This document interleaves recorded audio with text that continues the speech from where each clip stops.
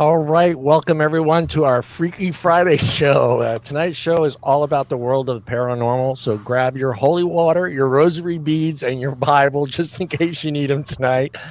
They can't travel through the internet, correct? They can't go through the internet, right? We're good. I think you're all right. All right, all right. Our special guest tonight is Dan Davis Jr. and Brent Hartman, and you guys are both from POW, right? Paranormal of Watertown, right? Yes. Correct. Yep. It's just co-founders, both co-founders, or you guys just kind of started it together, or? Me and my brother-in-law, the co-founders. This guy just kind of came along and decided he wanted to be one of the main three. I don't even know how that kind of happened. So he's a thrill seeker. well, what happened was his brother-in-law actually started working at my store as a closing manager, and he added me on Facebook, and then he threw up a post about an investigation they were doing, and I just commented on it, and I'm like, oh, that'd be cool, I'd really like to go, and he direct messaged me, and he's like, are you serious? I'm like, yeah. He goes, serious? well, and he told me how he splits it up with payment per person because of deposits on the place, and he's like, you know, if you can spare it, you can come. I'm like, yeah, sure. And I just went because I've always been interested in it and wanted to do it. And then after the first one, it for lack of a better term, became a passion or obsession, whichever word you want to use. Yeah, you got hooked. I can see it's something that would hook you right away, especially if you're lucky enough right at the beginning to have that experience on the first try. Yeah. I could see someone just like, okay, I'm in full board. Let's go. And then there's probably some of us that are like, I'm out. I am out. So why don't you guys tell us a little bit about yourselves, and we'll start with Dan. Dan, tell us a little bit about yourself and how you got into all this, man. Well, I was probably 12 or 13 when Ghost Hunters came out, Yeah. and used to watch it with my mom. And the house we lived in had some weird stuff going on. So I bought my first piece of equipment, I think, when I was 14 or 15, and kind of started there. Did a little bit here and there with a friend or two, and then I didn't do it again for a while. My dad was killed on his motorcycle, so I still had my old equipment, so I kind of tried to reach out, see if I can contact my dad over at my sister's house, and my sister and my brother-in-law were there. And believe it or not, we contacted my dad. He came through with his sense of humor. He verified. I said, if it's you, say one of our names, and he said Danny and Amanda, which is my sister. And so that's what kind of got Derek hooked. That's the other co-founder, my brother-in-law, and then we just kind of went from there. You already got me gotten goosebumps. You got goosebumps. We got into it. We're in goosebumps. God, Dan. So I mean that's what got Derek hooked, and then I think it was me, him, his cousin, and my sister. We did our very first real investigation at one of the oldest mansions here in Watertown, New York, and just kind of took off from there. We ended up adding more people. I think we have 7 core members now. Yeah. And I think a total of 13 of other random people that go sometimes. Wow. Nice. Yeah, you already started out the show. I'm old school Italian, so I'm Catholic. So when you start talking that stuff, I'm already goosebumping and tell us a little bit about yourself too, Brent. Okay, so my fascination with the paranormal really started when I was around 5. It was me and my brother. We were at my grandma's house. Grandma and Grandpa were away for the weekend. Grandpa owned a printing business out of his garage.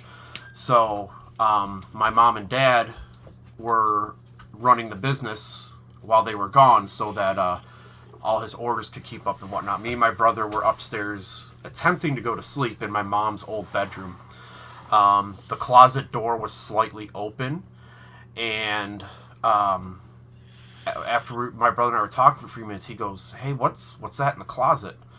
And I look over, and there's this glowing orange face. Scared the living daylights out of me. I actually got out of bed, ran all the way down into the shop where my parents were, bawling my eyes out that I saw something. And of course, when they came up to look, there was nothing there. that was really what started my interest in the paranormal. Other things up before I joined the group was so I'm a U.S. Army combat veteran, and when I was in Iraq, through your night vision, because it's infrared, I saw, and it wasn't only me, it was the guy that was on guard with me too. We saw what looked like local nationals walking across a valley. They were in the traditional garb and everything, but when we took off our night vision, you couldn't see them. And we watched them get closer, and we watched them walk by, and again, you couldn't see them out of night vision. The next morning, we were talking with some of our Iraqi counterparts who could speak relatively good English, and instead of calling them ghosts, they call them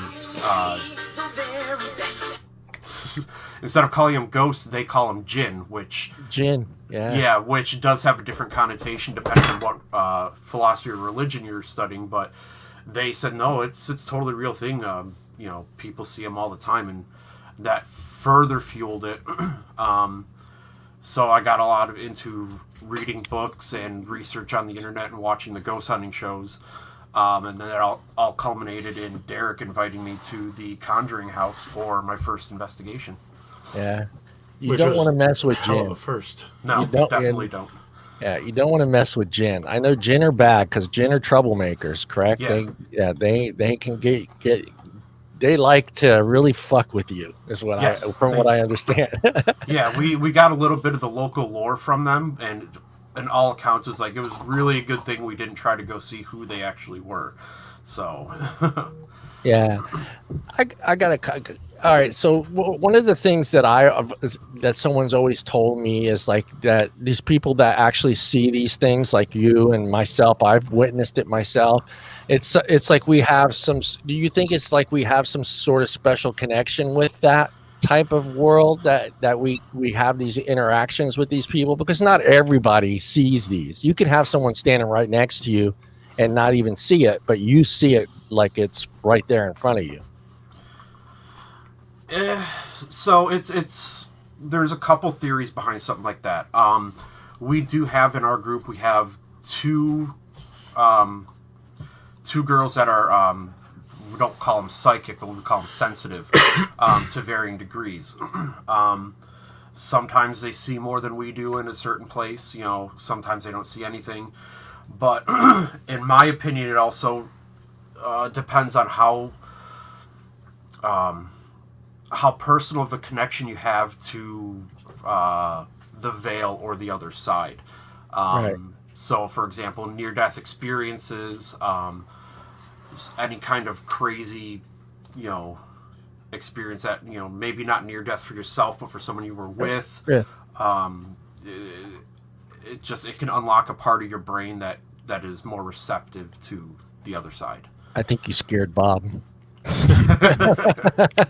Another thing to kind of add on to that also is children can see them way more than we can, and part of that is children are born open-minded. Right. It takes growing up, their peers, everybody to kind of if a kid says they have an imaginary friend, we're very quick to be like, oh, that's cute, it's your imagination, blah blah blah. When in all reality, it could very well be a ghost they're playing with. Right.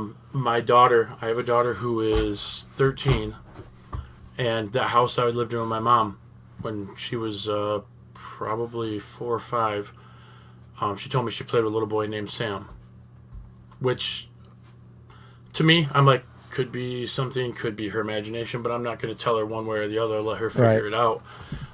When I got with my now wife, her daughter, when they moved in, her daughter talked about a little boy named Sam that my daughter never talked about in front of her.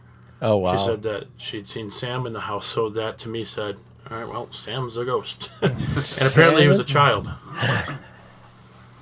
See, that's the thing, because like some from I ain't even talking like the psychic level, just like people that are more like when they say like it's hard, some people can be hypnotized, some can't be hypnotized because they disbelieve, and if you don't believe that you can be hypnotized, you won't be hypnotized. But if you do take it in, so that's what I was always wondering, is if that applied to the same thing with this paranormal stuff. If you believe it enough, you will see it. But some people actually, like my story I told you, I saw that thing standing at the edge of my bed, like it was right there. I mean, I took a swing at it, and after thinking of why it was doing what it was doing, it kind of made sense to me. It's like, okay, I think maybe it was just warning me to let me know when I get out of my bed tomorrow morning that there's 3 gallons of wine on the floor, on your tile floor. You're going to slip and fall and hurt yourself, because that was the only. I didn't think it was trying to hurt me. I felt like it was warning me, hey, because my bed's like 4 or 5 feet off the ground. My whole floor is tile, and that bottle, I still don't know how that bottle broke. And the way it broke is just amazing, because it's just the complete bottom of the glass. It's a 3-foot bottle of wine, and just the bottom of the bottle broke. So I could lift the bottle off the bottom. That's interesting. Never heard of a bottle breaking like that. Yeah, I think the bottle broke. It was 60 years old, so I don't know if maybe something to do with the chemical reaction with the wine that was in the bottle, or it's old Sicilian wine is what it was. Yeah. So the bottle broke, and then what happened with me is I was sound asleep. It's about 2:30 in the morning, and all of a sudden I feel this little push, and I kind of opened my eyes and I looked, and I didn't think anything of it. I thought I was dreaming, closed my eyes, tried to go back to bed again, and then another big push. And this time I opened my eyes and I could see it. I took a swing at it, and after I swung at it, I smelled that, that vile smell, and it was that vinegar. It's just strong odor of nasty wine vinegar, and I was like, "What the hell's that smell?" And I turned my light on, and my whole floor is just covered with that wine.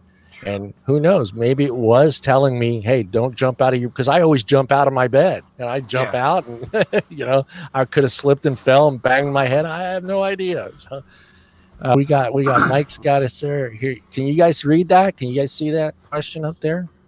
Yeah, fine. There you go.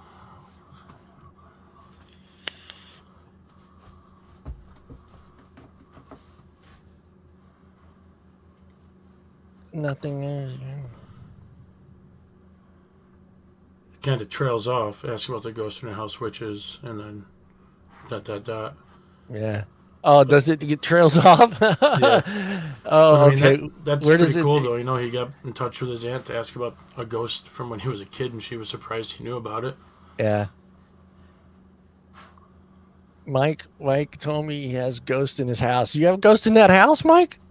No, I don't. He's being stupid. I was going to say they had to be ex-girlfriends that are pissed off at you. Yeah.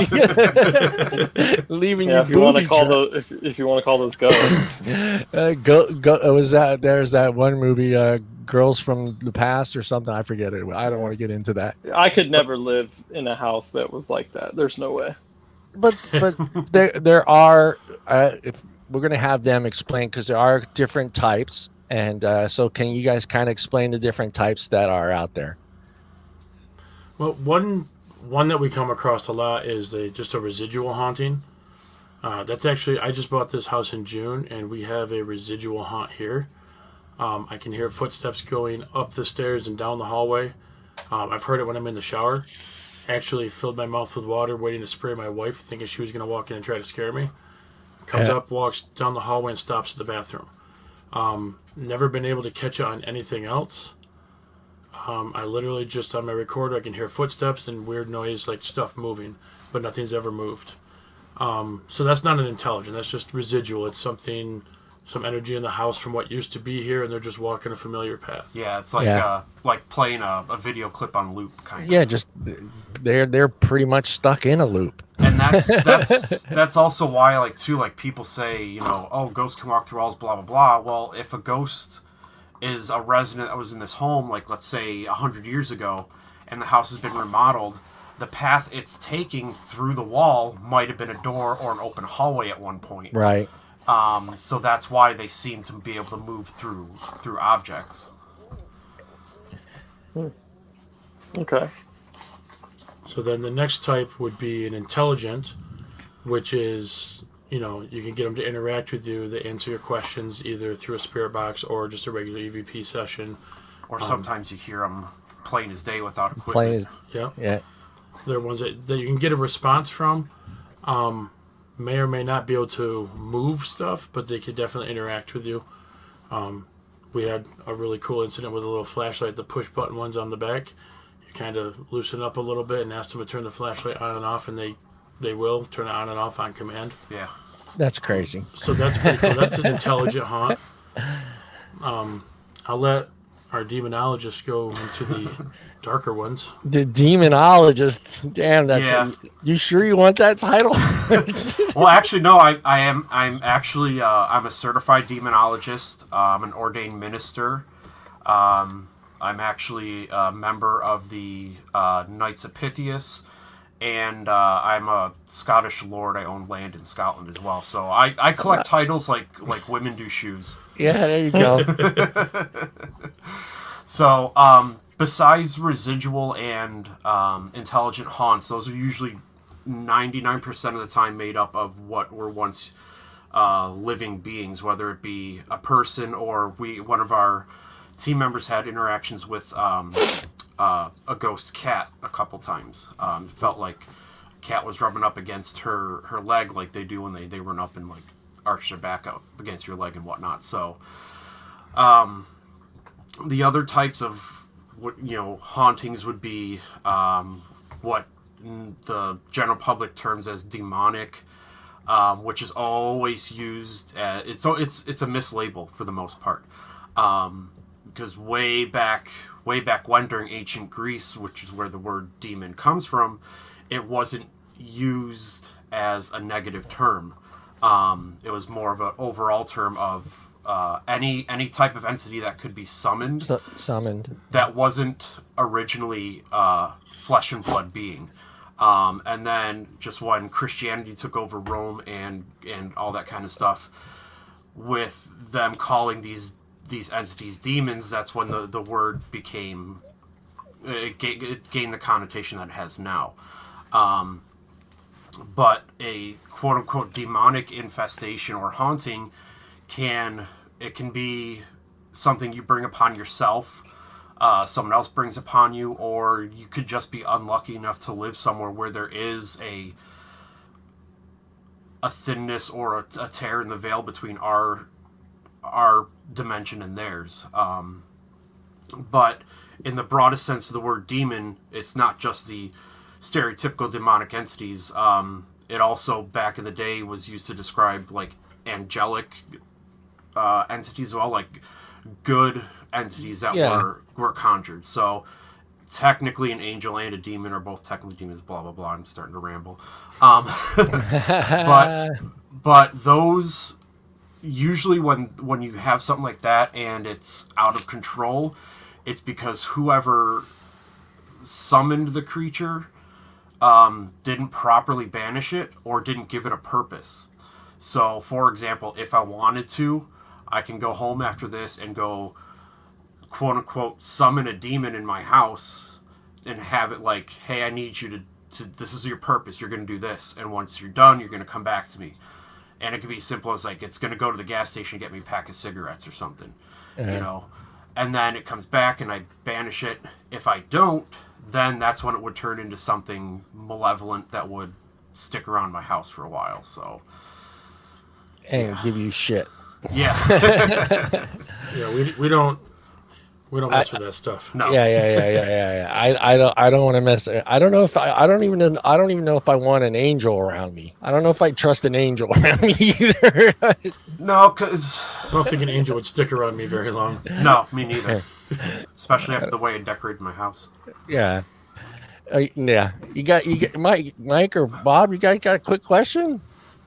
Bob, you got something. You always got something. Oh no, I was just curious. I mean, there have been, billions of people walk this earth, and what's the purpose of a ghost staying around and not making the exit to the next realm?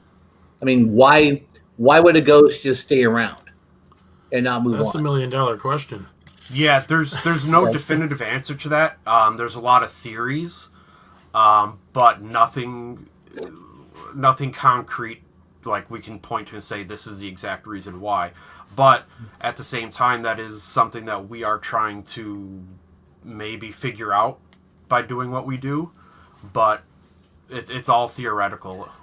Yeah, because a lot of times it's thrown out like it has unfinished business. You know, sometimes that term is thrown out, or it died violently, or something like that. That's what I usually hear. Well, it's probably around because he has unfinished business, or that person had died violently, or something. You know, something of that sort is what I seem to always hear. I think it's really cool though when you first came on about your experiences over in the Middle East, that other cultures have ghosts too. You know, you really don't hear much about that because you just hear about people in North America, maybe Europe, in the Anglo-Saxon English world. But you've never really comprehended cultures who see the same things that we do. Well, yeah, and like the cultures in the Middle East. No offense to anybody listening, but they do tend to be less civilized, and their religion is more ingrained as a part of their life. Like back in Europe during the Middle Ages, how religion was everything.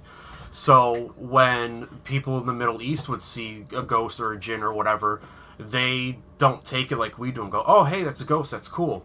To them, it's like it's like a lack of a better term, religious experience. It's like something sacred to them, so they don't really come out and talk about it. But like what we did, we asked them about it, and they told us because we were genuinely curious. Yeah, and they're pretty. They seem to be more violent too. Yeah, well, you got to think too. That part of the world has been soaked in blood for thousands of years. Right. So. Yeah. Yeah. Mike, you got a question? I don't know. How do you guys feel about like dream catchers and Ouija boards and stuff like that? Ouija boards. Oh, sorry. Ouija boards, in my opinion, it all depends. If you go to Walmart or Target and buy one made by Parker Brothers, to me, it's not going to work. But Fisher Price. But if you have one like that's like hundreds of years old, handmade, passed down, then yeah, something like that could probably definitely work if it's done properly. But like I said, you just go buy one off the store shelf. It's just a novelty. Yeah. That never made sense to me. I want to know the board meeting at the toy thing. That guy said, "Yeah, you know what? I think we should put out a Ouija board." And all the board members, "Yeah, you know what? That sounds like a good idea." Let's see how many kids can fuck up their lives real quick. Yeah. Let's get this trend going. Fuck life and Monopoly. Buy a Ouija board. I personally, store bought, handmade, whatever. I won't take the chance with the Ouija board. I made my own when I was like 16, and I didn't really believe it would do anything. And the little marker that I made moved on its own. I was the only one there, and I took my hands off it. Yeah, and it moved across the board, only maybe like an inch or two, but enough for me to say, "Fuck that." Yeah. I won't mess with anything like that. Go ahead, Bob.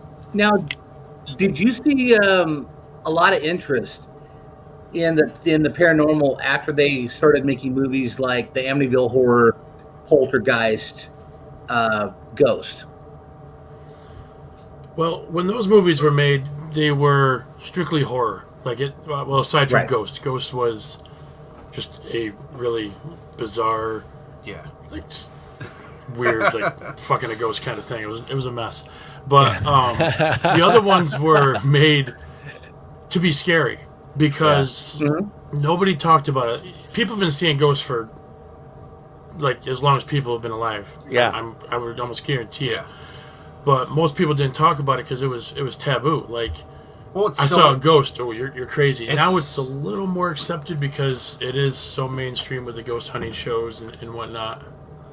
It's more accepted now, but it's still slightly a little bit of a taboo. Like, people that I work with, when they find out that me and Derek do this, they come up to us and like, is it true that you do this? And we're like, yeah. And they're like, oh my God, people think I'm crazy when I talk about this. And we're like, all right, my 15-minute break's coming up. You can pour out to me then. Yeah, tell me your story. Tell me your story. Well, for me, go ahead, Bob. For me, growing. Go ahead. But there's a town just a little bit east of us, up in the foothills. It's a gold mining town. It's called Snora, California. And there's a hotel there called the Snora Inn. And there have been reports by people who've stayed there, walking out of the bar or coming in late, they'll walk down the hallway, and here's this old gold miner, and they're asking him questions like, where's this room, where's that room? And he'll point them in the right direction. And then when they talk to the people at the counter the next day, hey, I saw this old gold miner, that was pretty cool. They're like, that's a ghost. Rumor has it he's, he lives in the hallways and stuff. But they've had more than a dozen people, actually say that they've seen that guy. Yeah.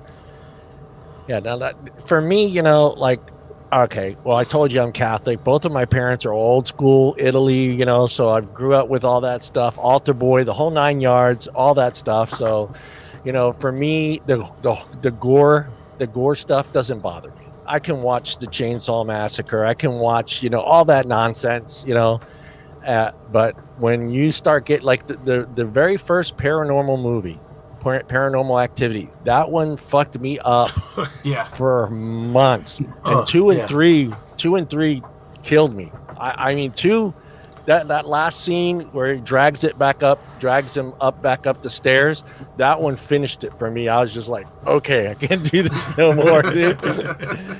I mean, I can watch that, the guy hiding behind the bush and with a chainsaw, that doesn't bother me. But to me, to walk through a room and have doors slam and things move, that freaks the shit out of me. Yeah, it chalks up to fear of the unknown. I mean, no matter how brave someone says they are, our primal brain is still going to have that fear of something we can't see or touch or, whatever. My daughter has had 2 ghosts in our old apartment. We had an upstairs, downstairs. She told me she saw her in room 2, her in a room with 2 men standing over her. God damn it, that's freaky. Yeah. It's tall and skinny. Oh, this is Chris. Yeah, Chris, this was the story you told. She's the one that made me get you guys on, man. I was like, okay, I'll get a paranormal show going. You guys throwing out those stories. She's her little black shadows, but she said they had on hats and a vest. I remember her telling me that that one had no. I'm out. I'm moving. See, that's when you call in someone like us and figure out exactly what it is. Yeah. There's a lot of documentary hauntings. And Canada. They have a lot of reason to be haunted in Canada. Yeah. You people are too friendly in Canada. You need some hauntings over there. Hey, ghost. No, I'm just teasing you. That's when you invite that's when you invite the ghost to Tim Hortons. You go to Tim Hortons, get some coffee. Get some Timbits to go with it. Yeah, and whatever that other stuff that you guys eat, or I don't know what it is. But yeah, I mean I can't. I think every place I've ever worked, I've always heard stories. I've always had someone tell me a story, and then a lot of the places that I worked, and I worked with a lot of Mexican people, and they seem to have the most stories of anyone. And I think it's the same thing like you guys were talking about. It's just that how you were raised religiously, your religious beliefs, and it seems like every single one that I ran into had a story about an uncle or cousin or coming back. And sorry. Go ahead. They're raised to celebrate their dead. Like their goal is to make contact. Their Day of the Dead is a celebration of past family. It's not not like our Halloween. Yeah. So yeah, they make those altars. Like if you've ever seen the movie Coco, yes, it was a Pixar or Disney movie or whatever, but that's like a very accurate representation of the native Mexicans' look on death and their ancestors. All right, I'm going to put it this way. When would you say would be a good time to get out of a fucking house? What needs to happen for you to say, I'm out, putting it on the market, I'm moving out? What would you say needs to happen? So for me, it would be if I got the overall feeling of fear and dread constantly, then it would be time for me to move. If it's just something like something's in the house and it's not really threatening, I don't feel upset kind of thing, then I would stay. But if it started doing stuff like throwing all my shit and breaking stuff, if the feeling of dread's not there, I'd probably move at that point. But as long as I'm not being physically harmed or terrified, there's no reason to move. Well, that's like this guy. Did you read this comment, John? Did you read his first one? Yeah, he said he's been attacked. He said he was attacked by it, and they actually left scratches on him. Yeah, see, that's definitely a time to move. Yeah, see, once it gets to the absolutely. point of physical harm, I'm out. If it's just, peeking around corners, scaring the shit out of me. I when I'm mean, drunk or makes a whatever. grown man break down in tears. I mean, I would be scared shitless. But could you imagine, like, something making you cry as a grown man? Yeah. So, I have a story about a guy crying. Go ahead. We investigated the Conjuring house, the Rhode Island farmhouse, the actual one, not the giant mansion from the movie, but the actual rundown farmhouse.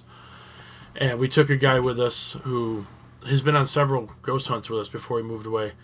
And he got grabbed around the ankle by what felt like a child, to the point he got so freaked out we went outside and had a cigarette and he cried.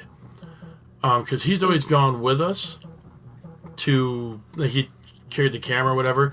He loved going to just hang out with us, but he never actually believed in it until that day. And he's a grown man. I mean, he's our age. But when he cried, it wasn't like hysterical crying. It was like straight up emotional crying. Like he couldn't stop. It was just like it's very hard to watch. Can they transfer their feelings to you when they touch you like that though? Couldn't they? Like they're if they're angry or feared or hate or can that be transferred, or is it just that feeling of like you say, you're scared, or is it anything that they had transferred to you? They can't really transfer emotions. Like it touches Dan, and Dan feels deathly scared. Yeah. But like it's more of like it touches him, and he just kind of he knows, like through the energy change. He knows how it feels. Not that it's being transferred to him. Okay. Kind of thing. Okay. Yeah, that's what I was always wondering. Yeah, but Christian's thing was like, because it was real gentle, just like a child grabbing his ankle to say that I'm here.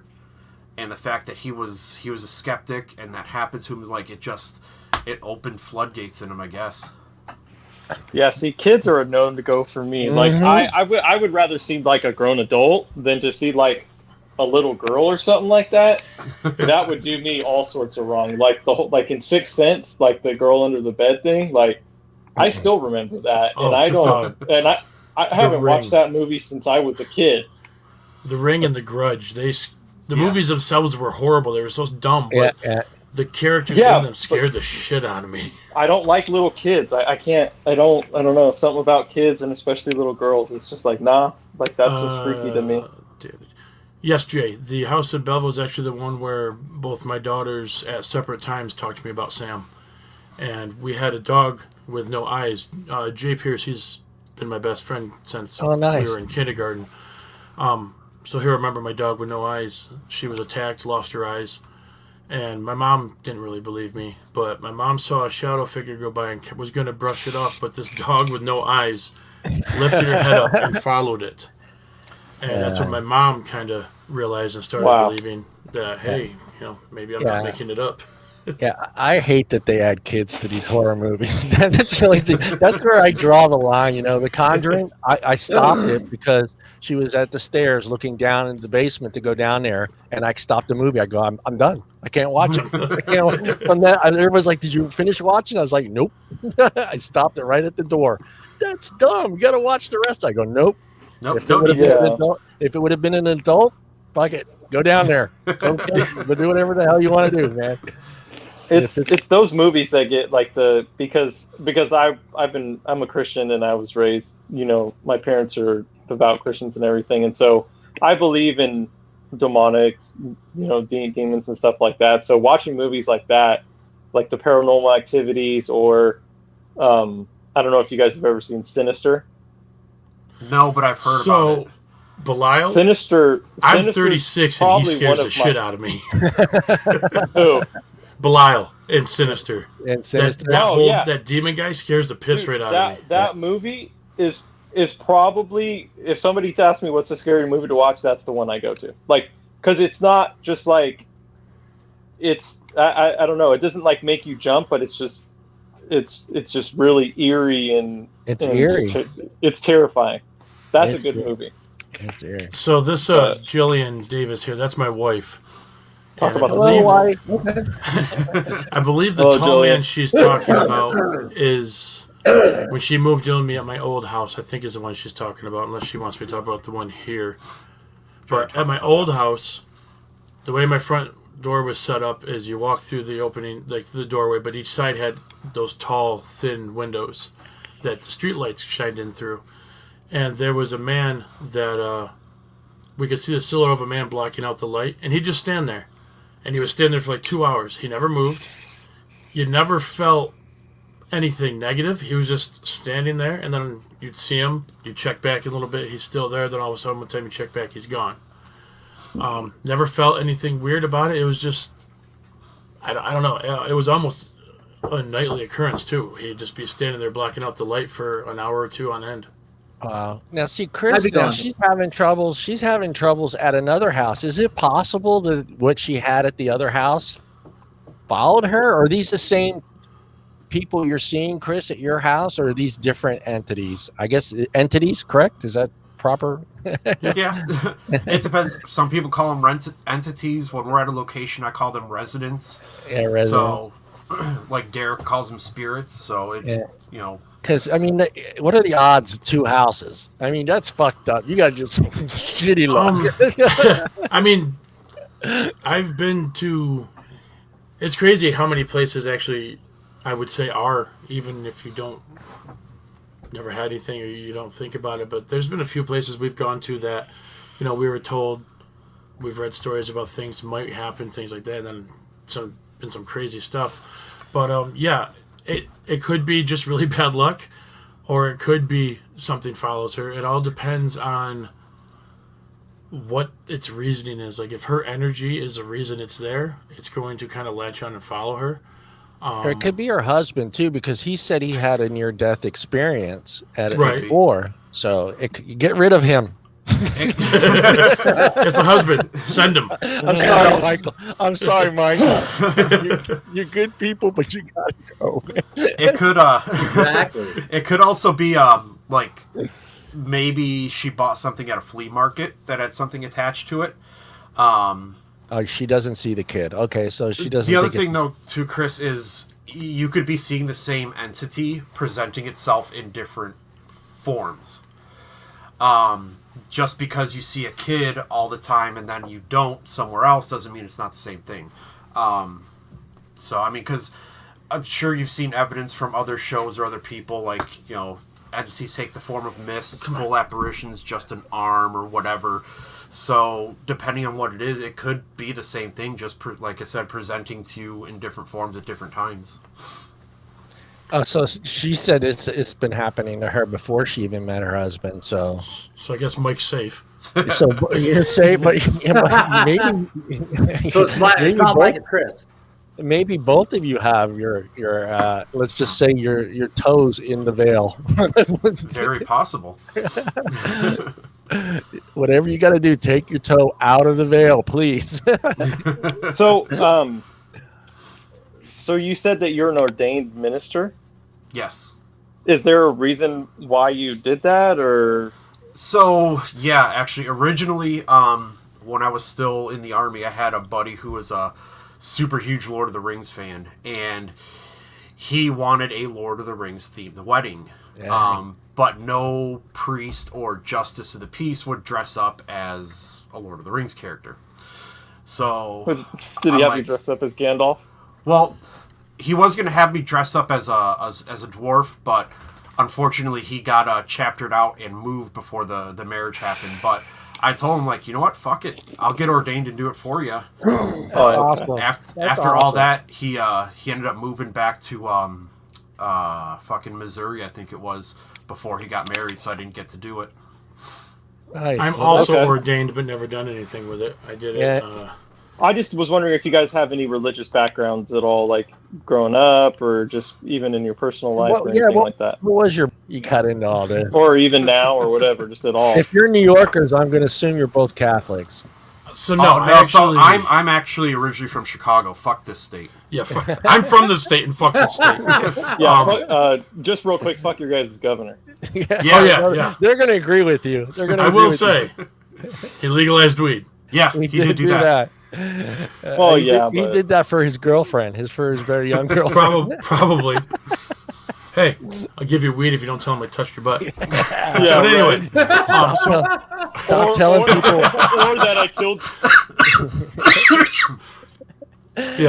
Don't tell anyone that I'm responsible for that.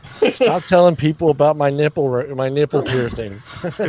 So, I was raised Methodist. Oh, Methodist. Okay. As I got older, I got curious.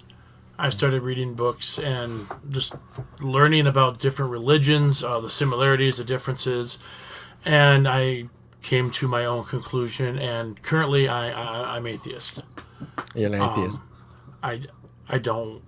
If you don't push your religion on me, I'm not going to badger you about yours or anything like that. And I don't walk around. The body of Christ is with you. No, I'm kidding. Appreciate it, but hey, things can't travel through the internet. We're good. That's right. Remember, they can't go through the internet, so no, it's not. That's right. But damn Wi-Fi. We've got all sorts of different religions in our group. Actually, yeah, so I wasn't raised. I mean, technically, my family was Lutheran, but my grandparents and my parents weren't practicing, so it was just kind of in name only.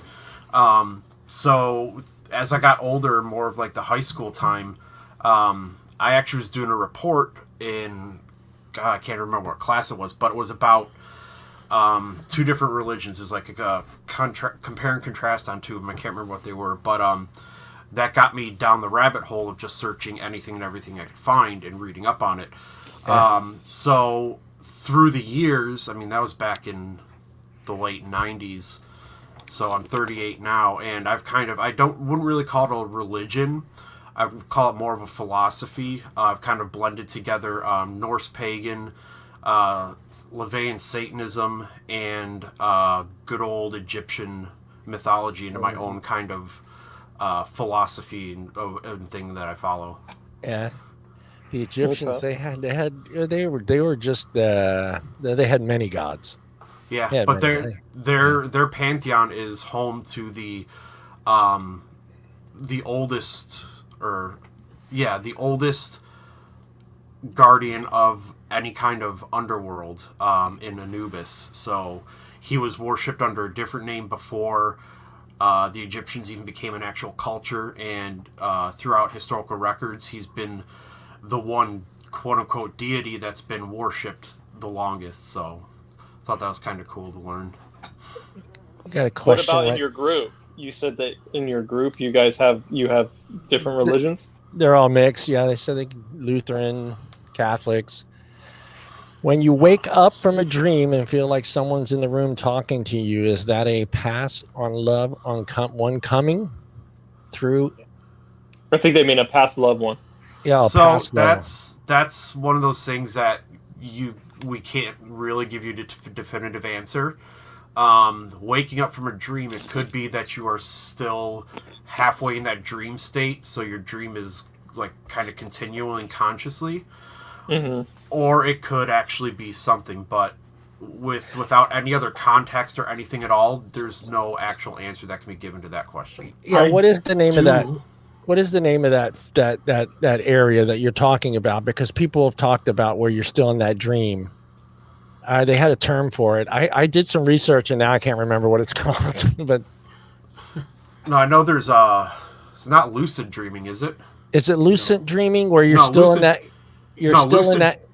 Lucid dreaming is when you can supposedly control what your dream is. I'm not sure what the. I can't think of exactly what. Yeah, I can't remember. If it comes to me, I'll bring it up. But I remember people talking about that happening to other people and thinking there's a ghost there. You know, or a spirit, some sort of entity that's there at the end of your bed, but you're still in that dream state, but you're awake and you're kind of like sleepwalking, but you're not. You know. Yeah, it's and that's different from like when you fully wake up, like you did, for example, and there's. Fucking dude standing at the end of your bed. That's completely different. I honestly about REM sleep. Not REM sleep. It's a different term. I can't remember what it is. I read it on another paranormal site, but it's a state that you're still in. But you're physically still dreaming. So it's technically you're kind of, you might be still within your dream, but physically you're kind of up and walking around, but you still haven't really subconsciously woken up yet, I guess. I don't know. Oh, I don't know about actually being up and moving. I mean, there's like sleep paralysis where you're awake but you still feel like but you're asleep. Lucid dreaming, it says, is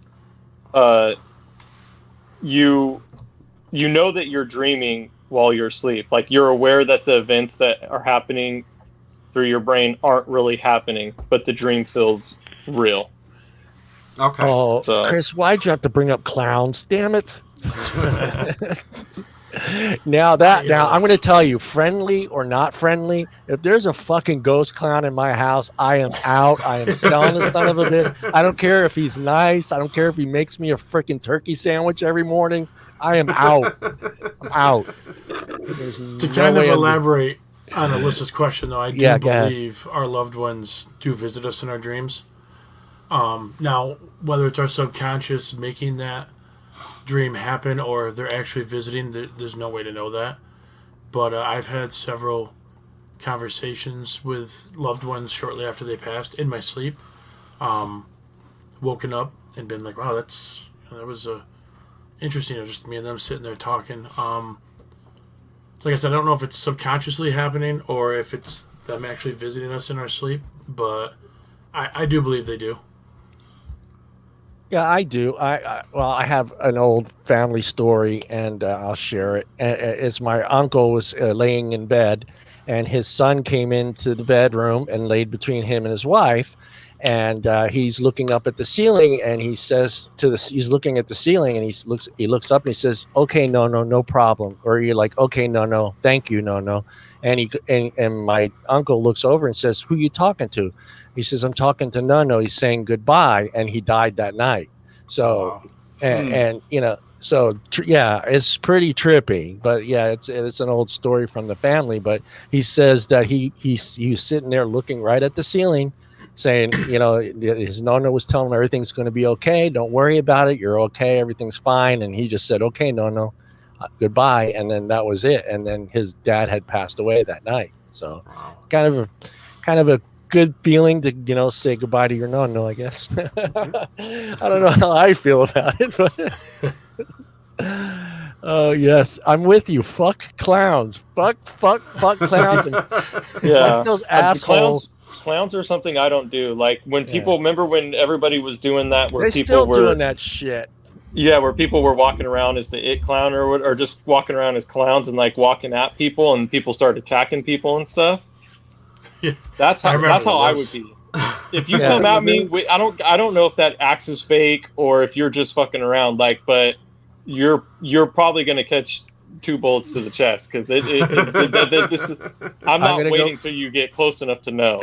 We're gonna read your clown. This is Chris's clown story. If you want to read that real quick, go ahead, Brian. There was a guy down south in Florida. He actually started his own business as being a clown. And his whole philosophy was, there's actually a thing on Netflix about it, I think it is, or Hulu or something like that. It's like a 2-hour thing. But anyways, what he did was, you could hire him and tell him where your ex was or what have you.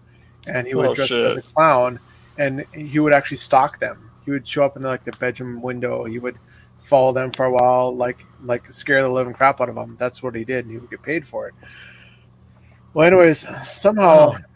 I'm sick because I would totally do that. I would totally hire a clown to stalk like one of my friends or something Well, actually, like that. I started $100 an hour. Yeah, Speaking of hiring clowns, though, I didn't read the story, but it came across my Facebook timeline. A friend of mine shared it. Apparently, there's a guy. He's starting a business where he dresses up as like the it clown, or just like an evil clown in general. And you hire him to deliver a dozen donuts to someone, and he shows up in the scary clown outfit with donuts. No. And Chris, fuck that story. I am goosebumped out from reading that freaking story of yours. Yeah, I hunt ghosts as a hobby. This whole saw the closet door open and this clown came out walking towards me. Yeah, fuck that. Yeah, we'd be out. I'd have left that house. Yep. No, you and your husband need to go get blessed. I don't know, man. That's all I'm saying, man. Hire these guys to come over to your house and take care of business, man. I know. I was a little late, but I didn't really watch 40 it. 40 minutes. Yeah, that's $100 fine. Any host that's late is I had $100. my other job I was working on, right? Yeah, we'll let you go. Yeah, it's okay. I actually work next to like a big psychiatric ward, actually, so it's kind of interesting. Great. Yeah, it's kind of fun times. But anyways, isn't there like with hauntings? Isn't there like There's like different stages, right? Like different types of hauntings, right? Yeah. Now with that, like, do you think it's people's perception of things, or is it something that is actually like happening? Like, I've got mixed like ideas of what hauntings are and like what actually happens.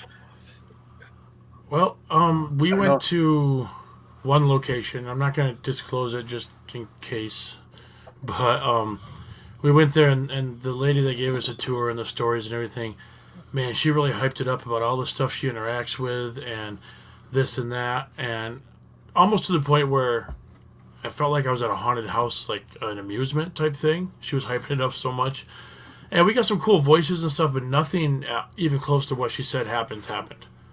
Now, that's not saying that she's interpreting it differently. I mean, it's hit or miss. Sometimes I'll go to a location, it'll be crazy. Sometimes nothing happens. And it's got a huge history of being haunted. But just the way she was hyping it up, I do feel it can be skewed by your own perception and the way you're looking at things. Well, the reason why I asked is because a buddy of mine, a friend of mine, like up here in North Dakota, like it's a lot of like small towns. It's a big area, and but so some of those towns, what they do is they actually migrate towards like the bigger towns. So my friend, what he does, he actually lives in like an abandoned school. He actually owns it. But he only goes into certain sections of the school because he swears to God the whole rest of it's haunted.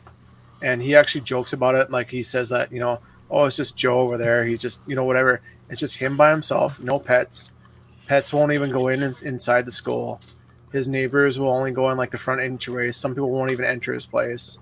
And he's lived in that place for years. And he's got all sorts of stories of things happening, things getting moved around, doors opening, closing, like all sorts of different things. So that's kind of why I was asking, like, if it's like more of like a perception thing, or if it's like things like actually happening, like physically, that maybe like a board broke, or that sort of thing. So that's kind of why I was asking. The other thing too is like, if a place is noted to be haunted, not saying this always happens, but every little thing can be interpreted as paranormal. Like, there's a gentleman who his content was being shared on our Facebook page. I'm not going to name names, but the way he does things is like that. Every little thing that happens is paranormal. The cat sneezes in the other room. He can't see the cat. It's a ghost that sneezed. So I banned his content from being shared on our page because it kind of, in my opinion, gave the whole industry a bad light. So if you're in a place that's known to be haunted, and any type of building, new or old, it creaks when it settles, when it gets hot, when it gets cold, and stuff like that. So you might have a friend over sitting on the couch, and the house expands and makes a cracking sound. They know your house is supposedly haunted, so they're going to automatically think that's paranormal. Which it could be, could not be, depending on exactly what the cause is. So the more believable part of any kind of evidence would be anything physical that you can document, not just what you perceive or think is paranormal.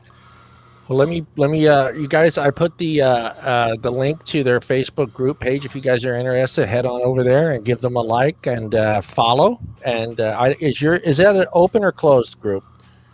It's a private group. It's a private group. Yeah, so just go ahead and apply for to be a member, and we'll approve you. Yeah. And let me throw out. Yeah, we'll do that one for now, and then we'll come back to the other ones. I have your Twitter and your YouTube channel as well. I'll promote on the show as well. Here, let me take this down here. And Amanda's got a good question here. Do you think, and maybe a weird question, but that being pregnant or a baby is more targeted? That'd be kind of hard. A haunting from the womb. That'd be a first. Oh, wait, wow. That would be Jesus. No, I'm kidding. Oh, sorry, Lord.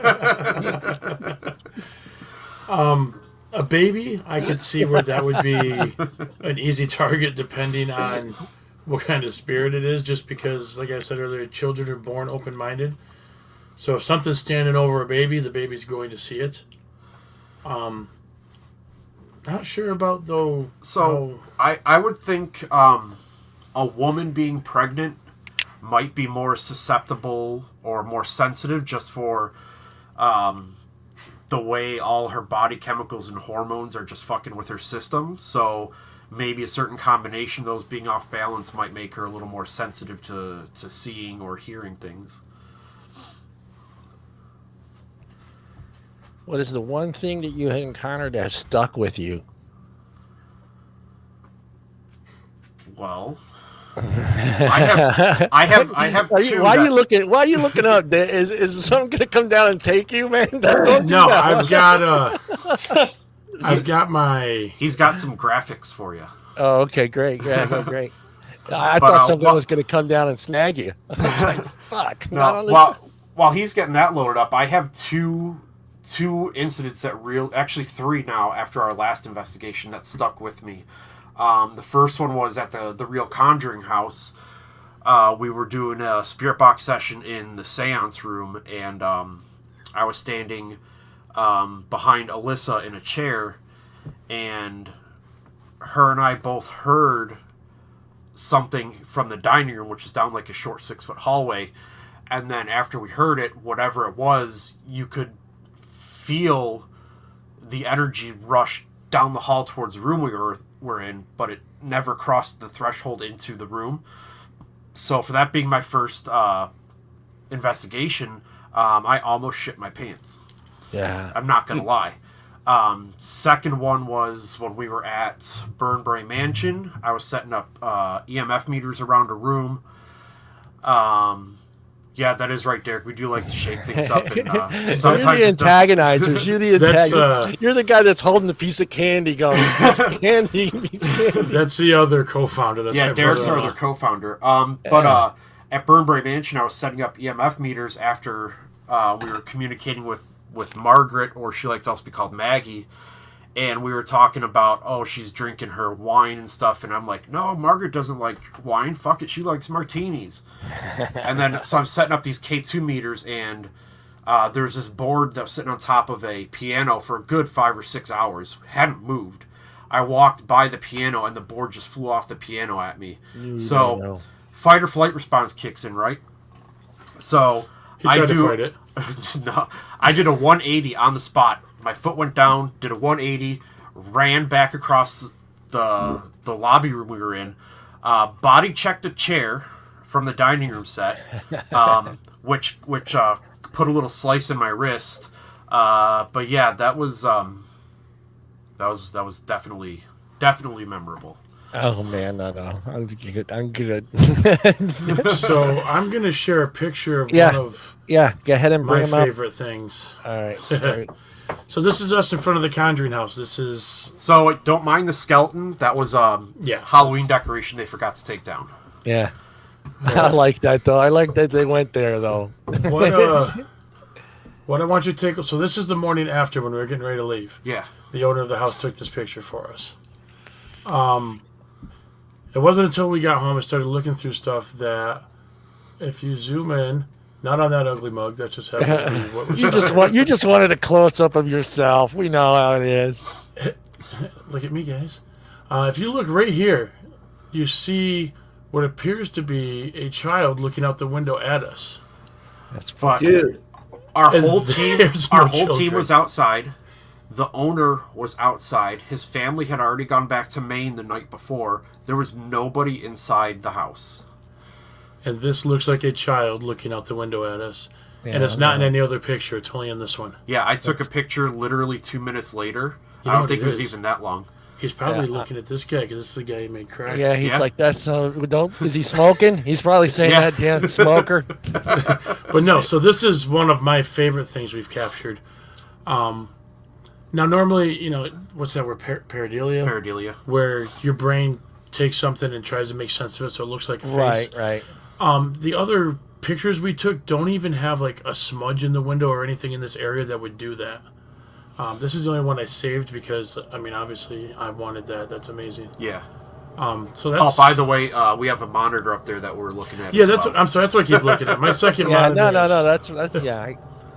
Is there But, anything else you guys have caught on camera or voice or video that's like more definitive than even that, or is that the most like definitive thing you've caught? No, when well, we were in the I got seance you. I room got you. of the Conjuring house before that thing came down the hallway, Dan Mhm. had happened to set his full spectrum camera. Was it on the coffee table? Which one? The one where we caught the shadow? I have the shadow on video. Oh, you're going to show it? Yeah. Oh, well, he's got the video here. It's, yeah, we'll just let it go for itself. Yeah. And then we'll answer. Oh, there. Yeah, here you go. All right. All right, so this is the Conjuring house. Obviously. And so right here, my full spectrum camera is just kind of facing Fireplace. at the fireplace. We're sitting on a couch. We're just kind of chilling, asking some questions. So pay attention to the bottom, like from the bottom center to the bottom right. Okay. So right in this area. And we're not moving, by the way. Yeah. So that's just pictures being taken. Right. But just keep watching the Oh, bottom. I Look at see that. it. I see it. Yeah, I Yeah. saw That's- that. No, Wild. No. That's pretty wild. that's If fuck you- that. You guys are just. Fuck that. But did you guys? I'm just did gonna you have guys only permanent see that on fucking the video? goosebumps tonight, dude. That's all I'm saying. Did you guys see that in person, or was it No, only no. like, when you went Dan- back to watch the video? It was upon review because Dan put his camera down and wasn't actively looking. Well, yeah, through it. you just had it sitting down just because. Yeah, so we didn't even know about it. And the funny thing too, right before that happened, about 30 seconds before, Derek was doing a spirit box, and he asked the resident, "Do you want me to come into the library with you?" Which is off to the left of this. And then the spirit box, clear as day, said, "Come in here with me now." So this right here, And then that shadow goes towards the library. this shadow here is Derek. Yeah. That's Derek. Yeah. So, and he's the only one standing. The rest of us are sitting. Brad is back off this way quite a ways. I'm behind everybody else. We're all sitting on the couch, and like I said, this is watching the fireplace. And you can see Derek's shadow not move. He's right here still. And something just almost crawls across there. Yeah. Yeah, that's what I was gonna say. Why? What do you guys think it was so short? Like, I don't know, because It's he weird. did ask about going to the library and it said, come in here with me, so might have been trying to sneak so what do you guys past. mean by that? Like the spirit box? What do you mean? It said something. Like, Okay, what so is that? what a spirit box, for those that don't know what it is, it's kind of like a broken radio, where it sweeps through either the AM or FM band, either forwards or backwards at a super high rate, like 1/100th of a millisecond per station. So all you hear is like from the stations changing. And I can actually play our spirit box if you yeah. just give you an idea what it sounds like. It is a little loud. So that's what it sounds like. Oh, So okay. It's So just white it's noise. just white noise as you flip through the channels. Now, yes, you can get bleed through of local stations, but it's going through the station so quickly. It's just like kind of thing. So when you the way you really know you get a spirit box response is because a voice will say something, and you still hear the of the channel switching behind it. Yeah. So the theory is that a resident of a location being a pure, for lack of a better term, a pure energy form, it can manipulate the white noise and the radio frequencies to say what it has to say. So when you get a full sentence, multiple syllables, and still hear the switching of the channels in the back, yeah, you're picking up. Yeah, you're picking up a true signal, or voice. Yeah. So Derek had the spirit box going, and you could hear the channel switching, and this voice just says, "Come in here with me now." It's a good question. What would you say to people that do not believe in the spirit world? How do you guys go about it? Me personally, like Dan said earlier when we talked about religion, he doesn't force his views on anybody if they don't force them on him, and you got to do the same. You got to do the same thing with the spirit world. What I like to tell people is, for someone who doesn't believe, they're never going to until something happens that they legitimately 100% cannot explain. Right. Because you can hear, like, knock on the wall. You could explain that 100 different ways. But if this microphone in front of us just all of a sudden just launches up into the air, that's something you can't explain. So if someone doesn't believe, in my opinion, there's no point in lecturing them that it does. I mean, we can show them our evidence, or whatever. Right. But until they experience it, they probably will never believe. Yeah. Well, what I think makes it even harder is with advanced technology. I'm doing a lot of photos, so for me, I know I can take someone out of a picture, put someone in a picture. I can do a lot of things with a picture. Mm-hmm. So, I mean, you think that's what hurts it a little bit now as time goes on? Technology keeps getting better, and I mean, there was an app I remember on the iPhone. I mean, how many people did that app trick in the beginning, where they had the little baby floating around? You could paste that little kid in like a go, and everyone believed it for a long time, man. And it's just like, you think that with technology advancing and being able to do things with video and do things with audio and photos, it makes some people disbelievers, or? Oh, definitely. And then even knowing what we've seen, heard, felt, captured, whatever, whenever I see a picture or a video and it's too good to be true, it's too clear of a picture, it's the perfect full body apparition, to me, I will definitely jump up and say that it is Photoshopped to some degree. But not everything is right, is fake. Like an example of some of the stuff he has here. Yeah. Let me get back in the right picture here. Okay. That's kind of what I was going to ask. Is so, like, that's kind of what I was talking about a little bit before. Yeah. Is I for somebody who, say, doesn't really believe, or other people who do believe, it's hard to, like, kind of put both together, because of the fact that if somebody, like, when they're young, if they've traumatized by something like clowns or what have you, they will never set foot around them ever again, because you haven't experienced that trauma, that negativeness about something. Now, for those who have experienced it with ghosts or beings or entities, however you want to say it, some people are going to believe, like, just say, like, oh, you're nuts, or you were just dreaming, or just try to chalk it up to different things. And for those who have not experienced it, and try to say, hey, there's actually stuff going on, but the process is we have to eliminate all the other stupid stuff first and say, hey, this is legitimately, like, there was nowhere there, here's what it is, all that stuff, to prove, like, and show them that. And I'm one of those that, like, if we can get all the stupid stuff out of the way and this is legitimately what it is, cool, like, that's awesome. Like, this is something cool to see. It's something that I haven't seen before, something I haven't been through before, something I haven't witnessed before. But you guys remember when when Chive was a thing, and they always had those "Keep Calm and Chive On" pictures on Yep. Facebook. I still have the app. So I found one that said "Keep calm and debunk first," and that's Debunk, kind of right. like our mantra for our group. Is any evidence that we show everyone, we've put through the ringer 1,000,000 times to try to debunk it. Some of our videos, you'll even see it. We'll experience something, and we spend 5 or 10 minutes trying to replicate it, and they're like, all right, we can't replicate it here, so when we do review, we're going to see if we could debunk it there. But it's always keep calm, debunk first. If there's any doubt in our minds that it could be debunked, we won't present it as evidence. Right. It's only once we all come to the agreement that this is something fucked up, that's when we put it in a video. Which Well, is actually a perfect segue into these two pictures I'm Yeah, going go ahead. to show you. So this is the first one that one of our team members took. And, I mean, you see a face. It's kind of a distorted face, but it's a face. It's, But- I see it. The nose and the eyes. Yeah. We first chalked this up to just the flash bouncing off of one of these statues or something, the way the light's bouncing off a statue. Because, I mean,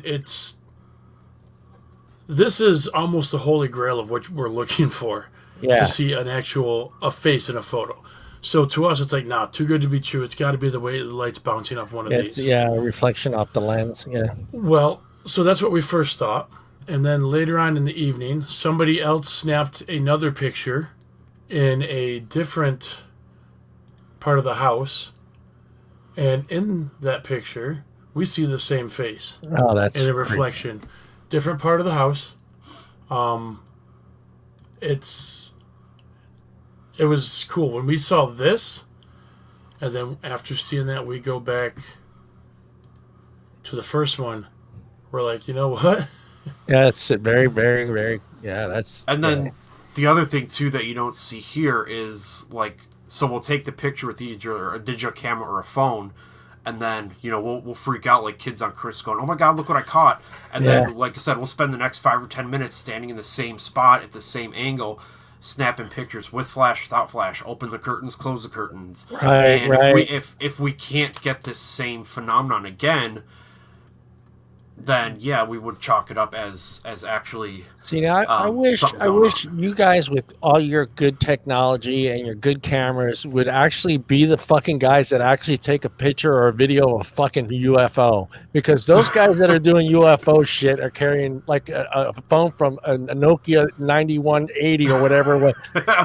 It's just like, well, come on, man. It's fucking 2021. You got to have a decent fucking camera in your pocket. Yeah, who doesn't have the latest iPhone or the latest Samsung Galaxy nowadays with the 100 any of times those- zooms that can see the dick on a mosquito? Yeah, the guy that actually sees a UFO is the guy that doesn't have the good iPhone camera. So with you guys like to try to replicate as much as you can. Yeah.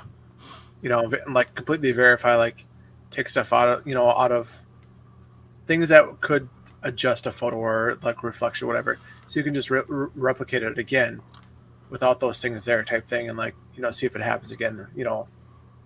Okay, so out of curiosity, that's fucking goddamn it, you're killing me, Chris. I'm getting goosebumps. so out of curiosity, like, have you had to deal with like say like one person continuously? Like, I like how I'm trying to approach this is, where's a point where you call someone crazy? You know what I mean? Like, if they're just seeing things and you're not, type thing. Have you dealt with that yet? In this line of work, it's crazy is a very thin line. That's what I'm trying to figure out is Now, where that line is. No, there's had to have been a couple guys you just looked at and said, you need to check yourself in. Well, like I told you, the guy that I banned from his content being posted on our Facebook page. Yeah. Because like I said, he'd hear a cat sneeze in the other room, go in the room, can't find the cat, so automatically it was a ghost that sneezed. That would be my definition of crazy. Every single thing that happens in the world is paranormal. Yeah. But then also you've got, and not to discredit people that can actually see or sense things, but like you've got the crazy old lady that walks down the street and swears up and down that there's dead people walking up and down Main Street. Oh yeah, Derek right here. There have been a few people locally that have said, hey, this is what's going on, and they'll send us a video of someone freaking out. It's like, oh, he's possessed, and our first question is, are you sure you're not on drugs? This is Watertown, after all. Yeah, Chris and Mike, you guys need to hire somebody, man. That's some freaky shit, man. Something's following you guys around, dude. Yeah, Chris, we don't mean to gloss over your stories, but no, I believe it. So yeah, we can probably do a whole 2-3 hour sessions just discussing one of your stories. Yeah, that is something. Yeah. Hey man, my shower time is my fucking shower time. Damn it, I'm not sharing my shower with no fucking ghost. Dude. No, that bitch gotta wait their turn. Yeah, no peep shows. Or I want that I'll show you mine. You show me yours. I mean, at least. So you open the curtain and you go, hey, can you wash my back for me? Yeah, can you get that one spot in my back? Fuck that, man.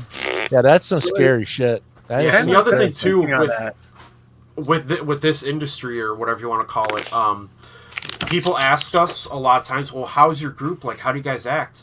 I always like to tell people we're professional but goofy. Yeah.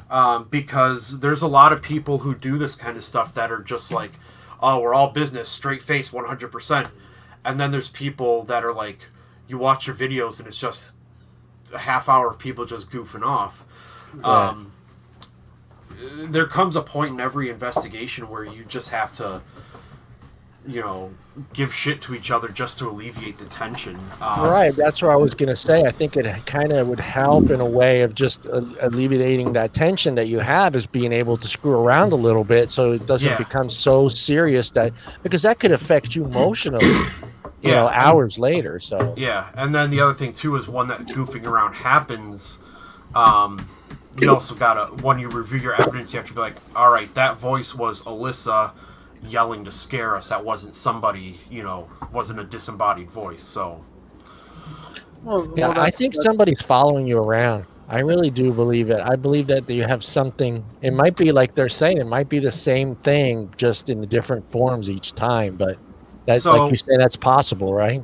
Well, yeah, one thing is there like entities or what have you that actually do follow people around, or is there like, are there like, if you were here on time, you would have known that we had. Yeah, we talked about this all like an hour ago. Hey, just tell me if I'm asking the wrong question. $100 fine. $100. I love you, Brian, but that's $100 fine. Well, just saying, yes. If I ask a question that's already been asked, just say, "Go watch the video again." I'm like, all right, fine, cool. We'll just skip my question. I'm down with that. But yeah, long story short, yes, an entity can be attached to someone or something. Okay. So yeah, long story short, yes. Cool. So that's Chris, one thing I do want to say to you, Chris, because your stories are like, I don't want to say I don't believe you, because I do, but I just want to use the word crazy, because they're generally like, they're nuts. I would, if you're religious, go see a local priest, have him bless your house. That may or may not work. The other thing you can do is look into your local paranormal community and see if there is a psychic, a Reiki master, anybody that you can term as legit that could come help you. Because if you don't do something about it, it seems like no matter where you go, this is just going to keep happening again and again. Yeah, that's no way to live, man. No, not at all. He's not. It's only scratched her. It only scratched Mike. So, and he likes to watch Mike. And he likes to watch Mike take a shower. So maybe you got a pervert ghost. There's nothing wrong with that. Yeah. No. Well, like I said, if I was going to come back as a ghost, I'd be a pervert ghost. You'd be a pervert ghost. I could see the girls in the girls' locker room just going, "Oh, that's just Bob. It's just Bob." You would be Casper the Friendly Ghost. You would be, Bob. You would be a little dirty Casper, but you'd be. Hey, so there's friendly and unfriendly, right? Yes. Right? Yeah. Yep. So this is, if you know anything about paranormal or watch ghost hunting shows or anything like that, you should recognize the name, the Hinsdale House. This is probably one of my favorite places. which we're hoping to go back to soon. So what we're going to see is this here, dark? Is this dark forest footage? God damn it, Dane! So at the Hinsdale house, there's a No, little. wait, no clowns. There's no clowns. I promise. All right, No clowns. Okay. This isn't one of the clown. I don't. I think that's the next clip. So what this is at the Hinsdale house out back. You go up a little trail into the woods, and there's a tree with a bunch of feathers on it. I don't remember the reasoning for the feathers. It's like a memorial type thing. Each feather is in memoriam of someone who died. Oh, so it's kind of like a Native American memorial to the dead. So,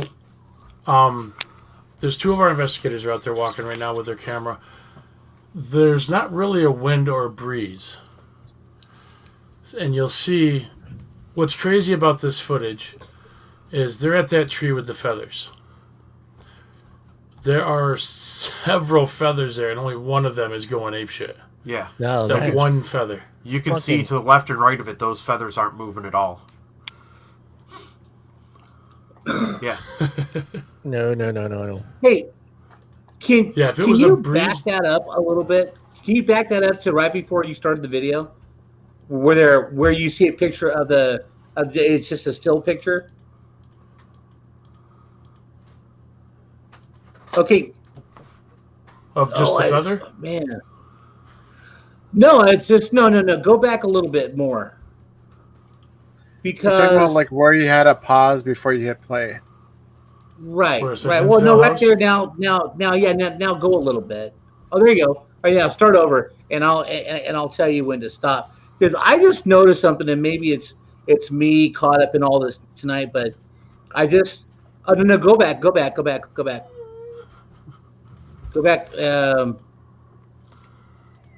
the beginning and then pause again where you did the first time.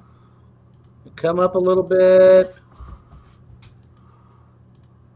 Because there's an image that I see and it looks like an old couple.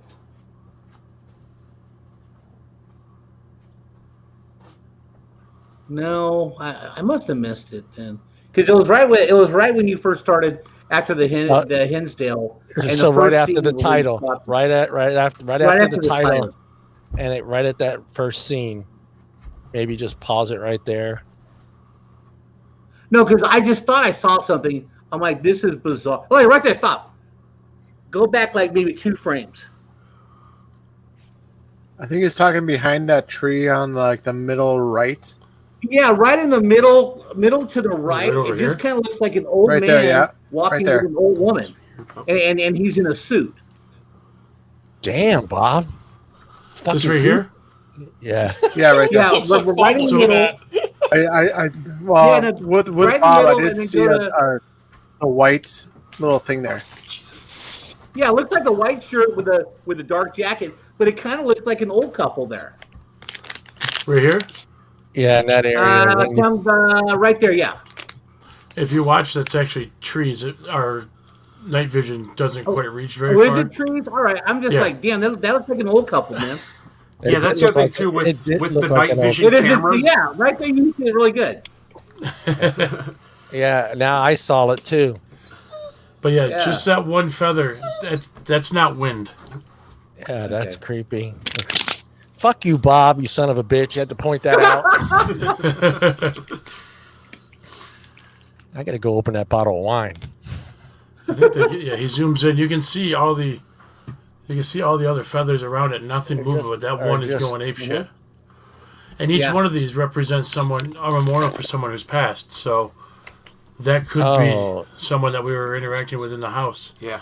Another thing about Hinsdale House, I know you've all seen The Exorcist. Oh yeah, too many times to. Which one? Yep, this one. So the first one. You know the flies. Yeah, the flies, right? That just keep showing up. When we went to Hinsdale House, it was the middle of winter, and there's no heat in the place. So they had like a space heater in the living room where we slept, and the rest of the house was ice cold. So the kitchen was probably a nice brisk 26 degrees. When we got there, we're doing the tour. Luna, come on. We got there, we're doing the tour. There were no flies. We're in the kitchen, setting up some stuff, and we start noticing a couple flies flying around. Now, in 26 degrees, even if flies are alive, they're going to be dormant. They're not flying. Yeah. Right, exactly. They'll be real slow and dead. Yeah. Started out with about 3 or 4 flies. By the end of the night, there was probably 60 flies in that kitchen. Wow. Damn. No idea where they were coming from, and they should not have been flying around in the lights and stuff like they were in that cold.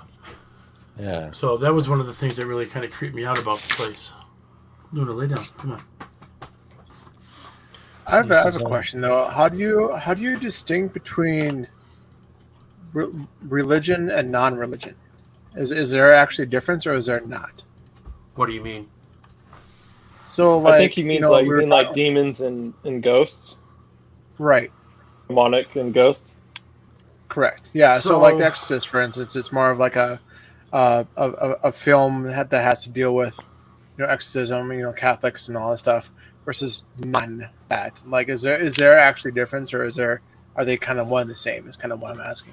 So again, if you were here on time, you would. Yeah, I know, right? Keep pointing it out. I'm totally okay with this. I love it when the guest riles. So, You can give me a really short answer. I'm totally okay yeah, with we're that. gonna do. I'll We're gonna watch do it the later. We're gonna do the short version again. So a ghost would be something that at one point was living, whether it be a person or an animal. Quote unquote demonic entity is something that has been summoned and wasn't properly banished or has no purpose.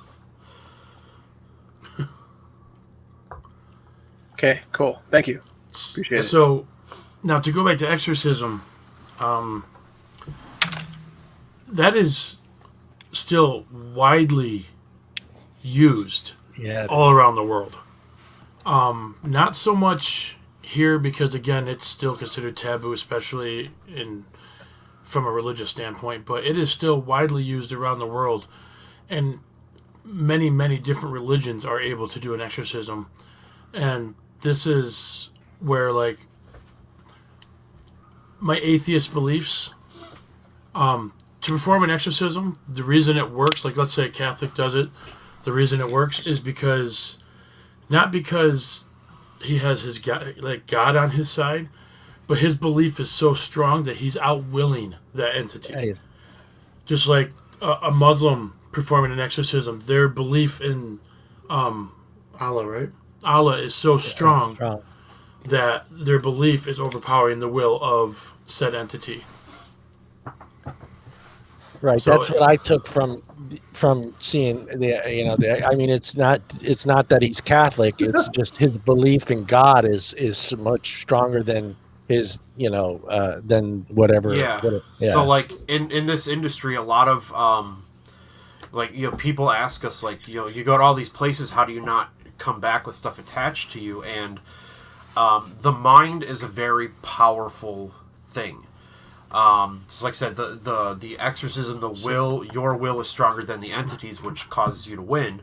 The same thing is if you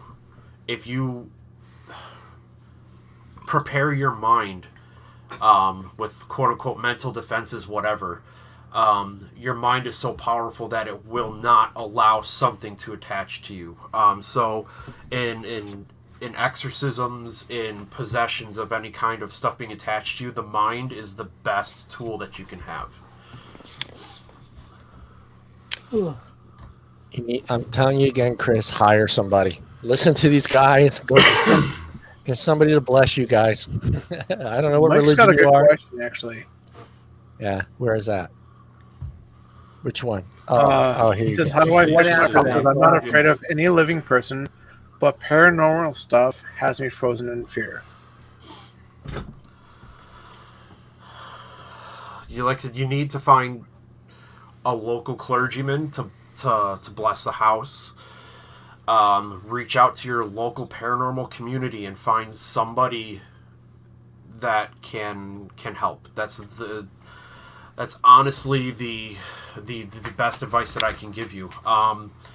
The other thing you can do is start doing some of your own research on ways to protect yourself.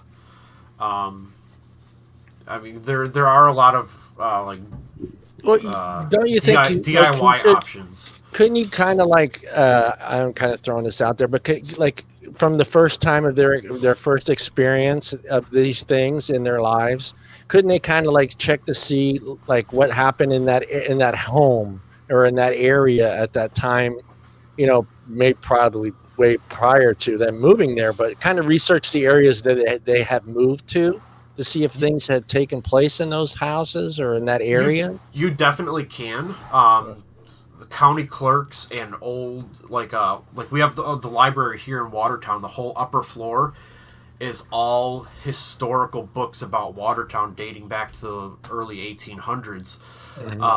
And it's stuff like Jim bought 4 apples at the farmer's market today kind of stuff. So like it's very detailed. So you definitely can research your location, maybe not your house specifically, but you can find out if maybe there was some sort of mass murder on or near your land, and that will give you a better idea of what you're dealing with. Or maybe whatever is attached to somebody is a former family that's protecting them. I mean, there's all sorts of things, but yes, researching your location can give you a lot of insight. Yeah, please. Oh, was that the right? Was the right? That was true. I thought the Exorcism was semi-true, right? It was. Exorcist is based on a true story. True story. Yeah. I've actually seen quite a few documentaries about the true story of it. Yeah. What is this? The Right?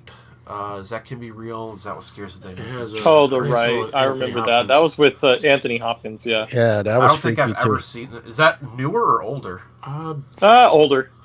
Okay, I'll probably have to see if it's on Netflix. Yeah, it's Anthony Hopkins, and I forget. It's 2011. Oh, that's not too bad then. No, okay. The story that always that's one I haven't fascinated seen. me was Anneliese Michel, the German girl. The Exorcism of Emily Rose is based on Anneliese Michel. That was a good movie. John, that was the one. John, that was the one that we watched. I think. Yeah, that freaked us out. Yeah. I remember. You should that read the. Unfortunately, read the actual story about her and look at her pictures and everything, and you'll be even more freaked out. Yeah. Well, cool. These good. Mike and Mike and my other adopted son.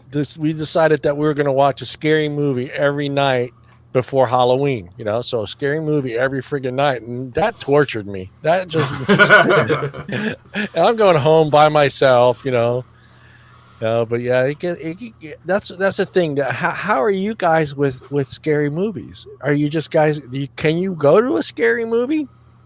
Well, so nowadays, not gruesome ones. Yeah, I was going to say, like, nowadays, a quote-unquote horror movie is how much blood and tits can we get into a 2-hour movie. Yeah.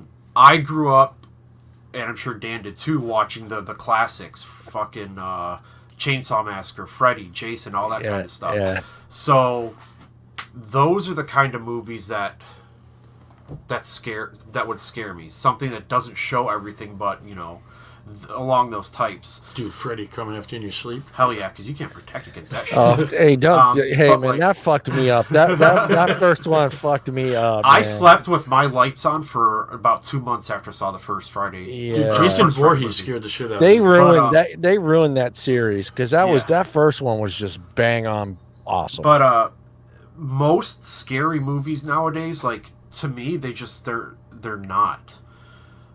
Like, jump scare. Like, I do like the Conjuring universe movies. Yeah, they're not really scary, but they do have a lot of jump scares.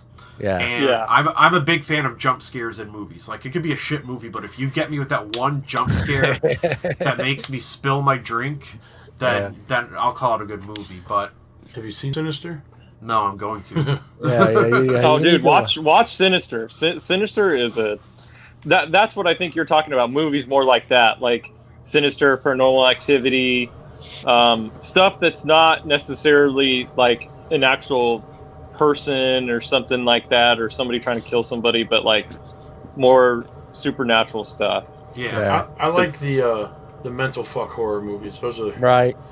The ones that you're not necessarily scared, like But you mentally, didn't jump, yeah. but you're not turning any lights off real soon. Yeah, one What's of those the- movies where it ends and you sit on your couch for 2 hours because you don't want to go to the bathroom. Turn Yeah. on SpongeBob so you can sleep. That's pretty much how Sinister was for me. It's just freaky. It's just downright freaky. You're like, all right, that's just not I good. guess Well, What's my the cat number knife's one on the beach movie, tonight. Mike? What's the number one movie on every list we looked at, and we're just like, that's not fucking scary. And it's what's his name's movie with the hotel? Psycho. Huh? Oh, Psycho. Johnny. Oh, yeah. it's Oh, Oh, yeah, Shining. Shining. Shining. The yeah, Shining. Shining, yeah. Yeah. How is that the number one scariest movie of all time on every fucking list? I don't know. No, man. Because if you look at it not just from like a horror movie, but just the story Story. and how it drove, like the hotel drove him insane. Yeah. And that's the Stanley Hotel that I want to get to. You want to Because go there, huh? Stephen King stayed there, and he based that story off of stories he heard and his own experiences there. Yeah. I still don't get how that's number one, though. Yeah, I think I wouldn't one say of my- number one, but it's. I think it's the cast that has a lot to do that it being the number one horror Oh, movie. it was a phenomenal performance. Yeah. Right. By Yeah. Nicholson, phenomenal. Yeah. And every I time think we- one of my every- favorite one, go ahead. Go ahead, Brian. Go ahead, Brian. Oh, I was gonna say I think one of my favorite ones was is Amityville Horror. It's actually one of my favorite ones. The original, Horror not was the good. terrible Yeah, the remake. original. Yeah. Well, then they Yeah, made with like James Brolin 6 different and, movies Martin off of that with a 4D version and some stupid shit. Like I've got the whole box set here. I do, but I've watched the first one more often than all the rest of them. I didn't know. I want to see where it was actually going, and I've never seen them all, so I want to see them all, and they're all dumb except for the first one. So. Yeah, the first see one, them the all. first Exorcist for me, that really screwed me up, and I was, I saw that when it came out, and that just, as an altar boy and all that other stuff, seeing that shit, I was like, no, no, And that's a big, I think, is a big reason for the change in the style of horror movies as well. Is a lot of the exorcism movies, the demonic movies, things like that. You're starting to see a wider range of religions in this country. right, Whether it's atheist or Nordic or Catholic, whatever. They're more and Right. more people are practicing different religions now. So, like you said, you saw The Exorcist, and you're raised Catholic, you're an altar boy, so that type of shit scared the hell out of you. yeah, it did. Whereas somebody who would believe in something different or nothing at all Right. would watch that and be like, I mean, that's fucked up, but Yeah, it didn't mess with them mentally. yeah, exactly. I see what you're saying. Yeah, it's weird. It is weird because for me, like the Freddy movie, that really screwed me up too, because that's like we all sleep. Yeah, you can't not. Like, I mean, you saw them. They tried for like 2 days and they just passed the fuck out. I mean, yeah. We all sleep. It's like, But well, it's like the Sinister movie. You gotta watch it, man, just because Oh, yeah, the way he moves throughout the movie and things like that, and then the ending Yeah. of it. I got up to grab my remote control that was sitting by the TV, and at the end of it, it right there, and I wasn't ready for it. And I'm pretty sure I was standing in a puddle, and it was not raining in my living room. all right. Give me your both of your guys' opinion on the Blair Witch Project. I absolutely loved the first original movie. You didn't I get loved sick. You didn't get sick No. watching. I loved it, and I really enjoyed the second one. The remake, not so much. Not so much. Yeah. So I've only seen the first original, and when it first came out, and everyone thought it was real, yeah. it was such a huge phenomenon. And then It's based off a legend, right, but it's, no, legend. people thought that the actual footage Oh, yeah. was real. Like Right. my brother thought, and I had to tell him like, no, it's not. Yeah. But it was a really good movie, and like I still want to camp there. You want to camp don't- there? I don't like the fact that the movie started the whole found footage genre, because a lot Right. of those found footage movies do make you sick. But the Blair Witch, for some reason, like it didn't, and it was a really good movie. Like that one did actually scare me when I was younger. Oh yeah. Yeah. It was well done for Yeah. handheld cameras.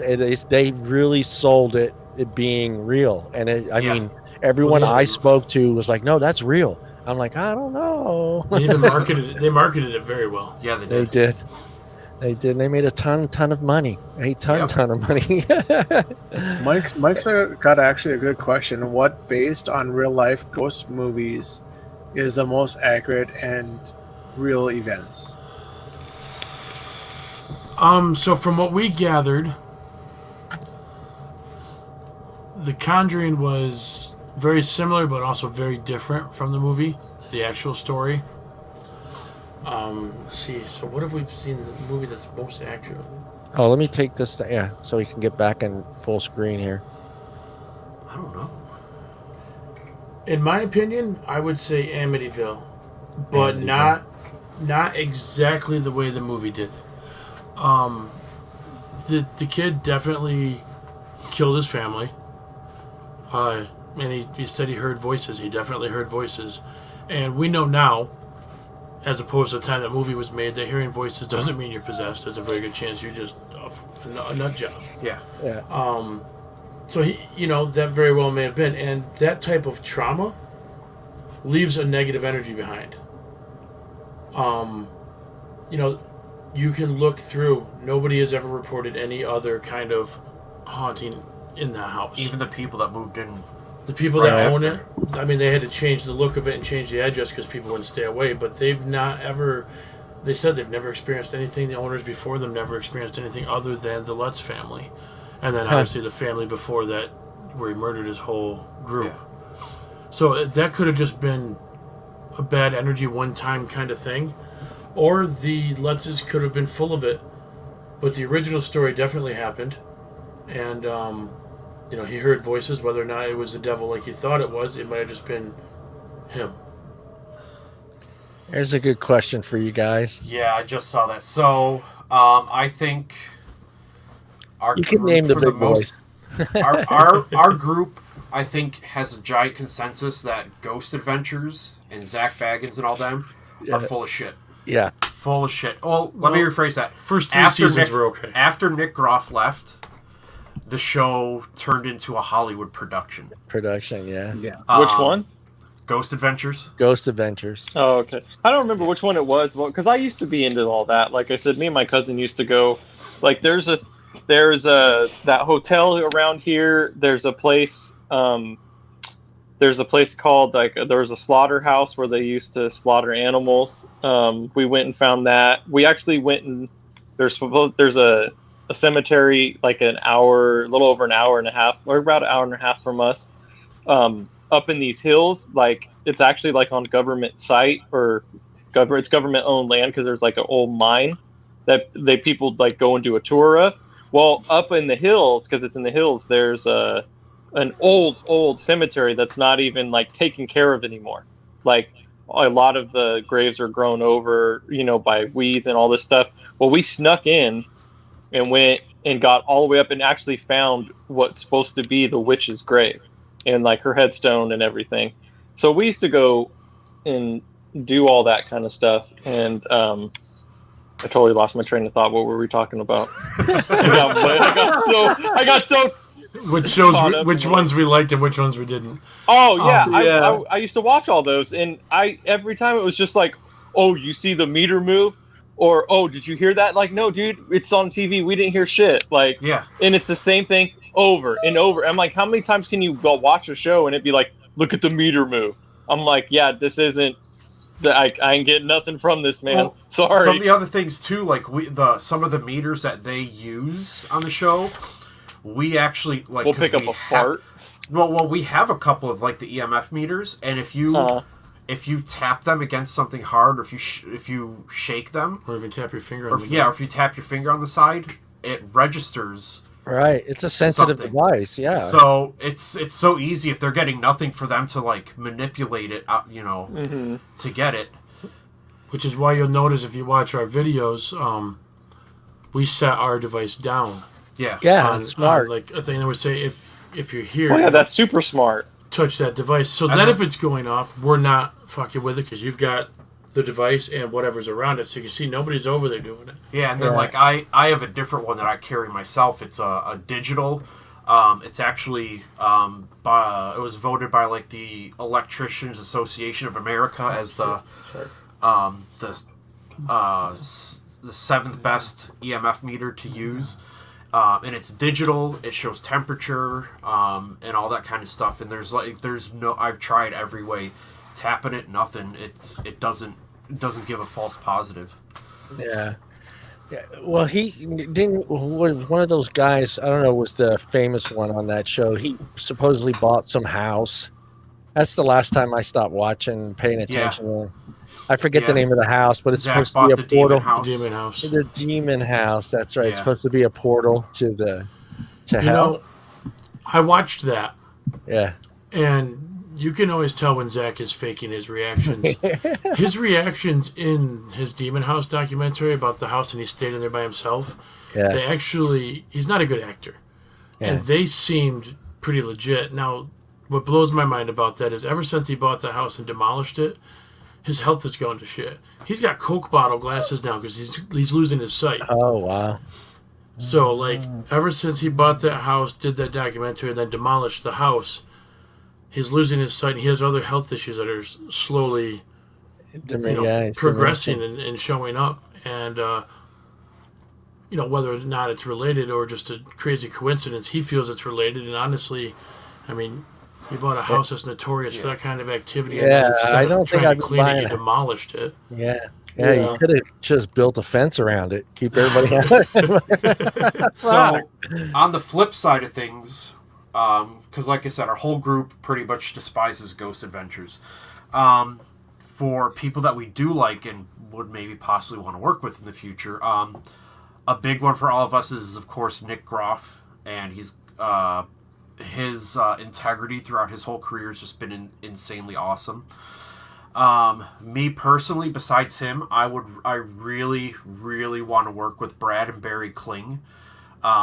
They did the show Ghost Lab on Discovery Channel a couple years ago, aired for 2 seasons.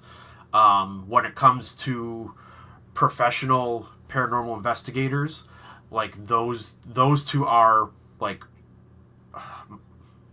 I don't want to say idols or heroes, but like they are the guys that I want to work with more than anybody. What about Katrina? Oh, I would do dirty things to Katrina. Yeah. I don't hope she watches. I'm not going that far. Maybe but I would we love need to look work up this with her. Katrina. Maybe we need to look at Katrina, right? Watch Paranormal Lockdown. Paranormal Lockdown or Portals to Hell. She's in it with Jack Osborne. I would do dirty things to her. Which one do you want me to play? What's her name? Oh, she's not in any of ours. Oh, okay. I was She was. I was like, I'm not playing that. Plus, I get a strike even playing your video on my channel while you're on me on this channel. Oh, really? Yeah. Yeah, we're famous. I just wanted to show. I put the link to their YouTube channels also is in the chat, and this is their guys' YouTube channel. So head on over there and give them a follow. Subscribe. Yeah, we've had this channel going as our official POW channel for a little over a year now, and we've already exploded into almost 1,500 subscribers. Nice. Wow. So, and just this week alone, for some reason, this week and last week, we've just been getting tons of subscribers every day. So we're thankful for everyone. You think that has anything to do with the alien thing being so open right now? Do you think that people are just like okay, the aliens? So I guess we need to start believing in this as well, because now aliens are like the big thing. So it's like now the footage is being released. People are seeing these videos for the first time. Do you think people are starting to more accept paranormal stuff and other conspiracy theories and things like that? Yeah. With the government acknowledging, hey, this is real. It for people that are conspiracy theorists and those that are not, it just raises a question. Well, if they say this is real, then what else is real that they aren't telling us? Yeah. So. And there's no way the government can profit by saying UFOs are real. So it's like for them to finally say, okay. I mean, look at when they released it. COVID was so bad, they're trying to deter everyone. They're like, hey, aliens are real. guess what? Yeah. Leave us They're alone here. for like a month. Aliens Yeah, are real. leave us Check it out. alone. Let us alone. Stop telling us we're going to put microchips in your bodies with the shots. Well, let me ask you: is there something? Go ahead, Bob. Go ahead, Bob. No, go ahead. So I was just going to say, I have a crazy question, and it's just, in the back of my mind, is there a certain part of the year, maybe around holidays, where you get more calls about paranormal activity than not? Well, since we've had the Facebook page, we get people that tell us about their experiences. We've actually had a couple people that Derek, my the co-founder there, they approached him either at his job or just through somebody he knew to have us check out the house. It doesn't seem to be really around a specific time. It's just whenever they find us. Yeah. Yeah, Well, I mean, Okay. so you would think that getting closer towards Halloween, people start freaking out, but like Dan said, it's sporadically throughout the year. There's not really one concentrated time. Right. Now, is there something you can use in your house to keep them out? There you go. That's what I want to know. Sage. John's looking out for himself now. The right kind of sage, though. The right kind of sage. So with any kind of cleansing of a home or living space, business space, whatever, sage is the most useful. Now, you're going to tell me about some sage that you have to climb fucking some mountain. No, you can order this shit on the internet. Okay. Somebody else is climbing the mountain. So I there's thought you were going to make it difficult for someone. yes, you need to go into the Andes Mountains. You need to find the fourth mountain peak from the left. And You're going to see a badger about 300 yards from the top. You got to punch him twice. And don't forget the Hobbit at the bridge toll. So you got to pay the toll to cross the bridge. So is there a bad sage that he can get to that can actually be worse for it? So a lot of people have had adverse reactions to using white sage in their home. I haven't been able to figure out why, but a lot of people, they use it and things just get worse, a little more intense. My recommendation would be to use blue sage or dragon's blood sage, or a mix of the two would be the best. The other thing is too, it won't always work. So if it doesn't work, there are other options. There are getting the house blessed. There is charging amethyst crystals and putting them in the corners of your home. There is finding someone who practices some sort of magic with a K, and they can ward your house. Like I've dabbled in that. I have wardings on every home that I've ever been in. I have wardings on my chest that holds my haunted souvenirs, for lack of better words. So there are many options to choose from. It just depends on what works best for whatever is in your home. Right. How about statues? How about statues of the Virgin Mary and Jesus? Are those going to work? Don't shake your head, Bob. So that goes back to what Dan said. I'm not shaking my head because of that. I was going to make a joke, but Michael Peltz kind of beat me to it. I was just going to say, if you don't have sage, can you use weed? Because I don't ever see the brothers in Oakland seeing ghosts. That's all. Oh, hell yeah. Close all your windows, tape everything, hot box your whole house. Yeah, hot box. And then invite us over. Invite us over. Okay, right. What makes sage special? What is it with the sage that it deters ghosts? Honestly, I have no idea. In my It's research, it's just in the the lore. So, you got to look at too. Way back in the day, all medicine. That's true. Before it was what we have now was herbal and natural. Yeah. Since the beginning of witchcraft and whatnot, sage has always been found to be a purifying herb. Yeah. And like Dan said, he can't find out why, and I cannot find an actual reasoning that I would 100% relay to someone else to say why it is. It's not magical or nothing, Yeah, but it's in the lore. Yeah. it is. It just, for whatever reason, it's what cleanses the air. It's the spirits for the most part don't like it, and I honestly couldn't give you a true answer as to why. Well, they used to put sage in that mask that they the plague doctor mask. Right, to keep the physician from getting whatever was the patient had during the plague. When they thought that the sickness was because of the bad smell in the air or whatever. Yeah. So go ahead, Bob. I mean, if you even look back at the Native Americans, they were always burning sage to ward off evil spirits. Ward off the You know, and that could be part of the folklore with the sage. Yeah, it's just been used for so many thousands of years as a purifier that it's just been accepted. Yeah, because like we, Catholics are. We've got all kinds of things, but we have like my mom has just numbers. They're numbers on the top of the door that are a way to keep not spirits out, but good fortune and health and stuff like that. So yeah. And my friends used to always go, what are those numbers? Why has your mom got numbers written in chalk on the top of her door? And it's just, I have to. Go ahead.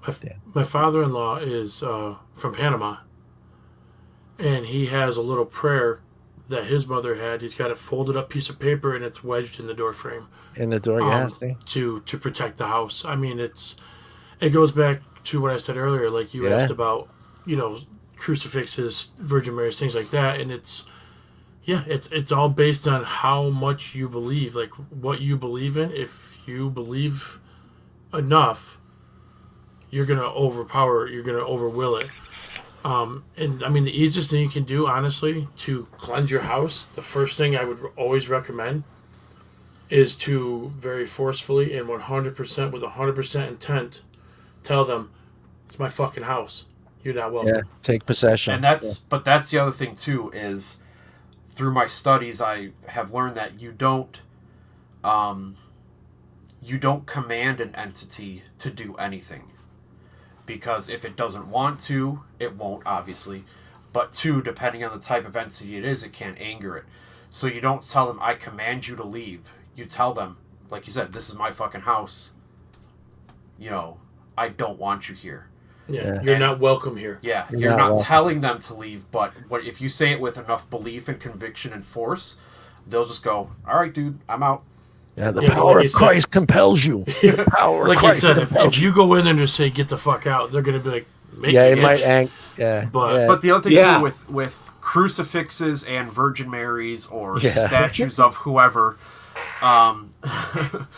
it in itself might not work, but it's the strength of your belief. If you believe in that, it's the focus of your, it's the centerpiece of your belief. So you believe that crucifix on your wall is protecting you, and like I said earlier, the power of the mind thing.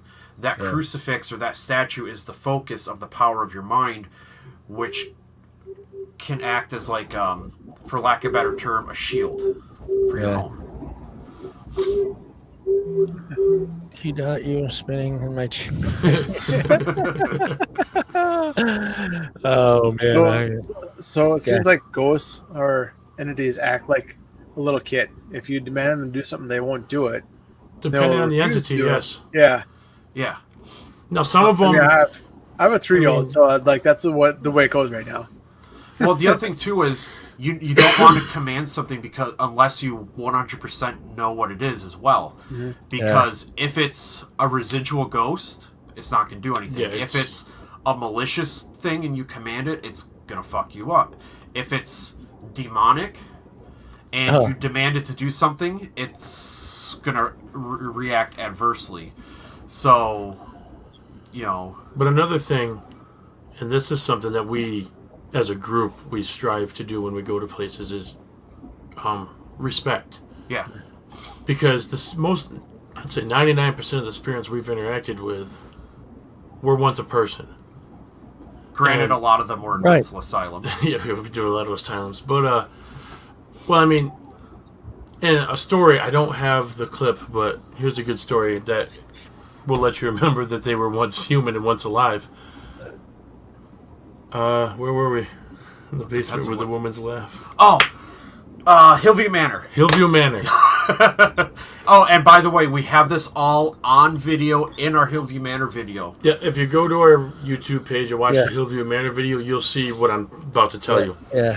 So it was me, Derek, and Brad were down in the basement area of Hillview Manor. The girls were all on the 3rd floor. So there's a 2-floor buffer. We're not hearing any of their bleed through or anything. So we're down there doing a EVP, like our spirit box, whatever. And then I think we stopped it, and then we were kind of just bullshitting, I think. And so we don't eat very well on these trips. Oh, we eat like trash. shit. So we get gas. Especially a couple of us being bigger men, we get bad gas. It's So so we're- on a road trip for a reason. Yeah. So we're in the basement of this of Hillview, and I rip probably the grossest sounding fart. And you hear me laugh about it, and then you hear him and Derek, and then right after that in the background you hear a woman laugh. I made a female spirit laugh when I farted. Yeah. Yeah, dude, no, But yeah, no. if you watch our video and you get to the part where we're in the basement what's his name? Charlie? I don't know. In the boiler room, you'll hear Dan fart. You'll hear 3 male laughs, and fucking sure as shit, a demented woman laughing. You hear a female laugh. No And good. there were no females down there. So yeah, I mean, if you go to our YouTube page, check out the Hillview Manor video. I'm not sure how far in there, but it's in there. I think it's not the first video. about halfway, maybe. I don't know. You could. We would like you to watch the whole video, but if you just fast forward to the part where we're in the boiler room, that would work too. You'll see it because there's a bunch of Steelers shit Watch in the there. whole video. Yeah, please watch the whole video. Yeah. We're not looking to get famous. We're just looking to make enough to pay for ghost hunt stuff. For Me YouTube. and Brian know all about analytics. So when it comes to YouTube, What do you mean, you and I? Me. yeah, well, I'm the numbers guy. What's wrong You're with the you? numbers guy, but yeah, I see them. I give you the numbers. I give you the numbers. I just spent 2 hours going through like a whole bunch of stuff, like all the numbers and everything. I enjoyed every minute of it. So, which ones do you feel would be are the worst, or as far as women, children, or men? I don't know. Can you throw in teenagers? So I mean, I don't know. But children more play?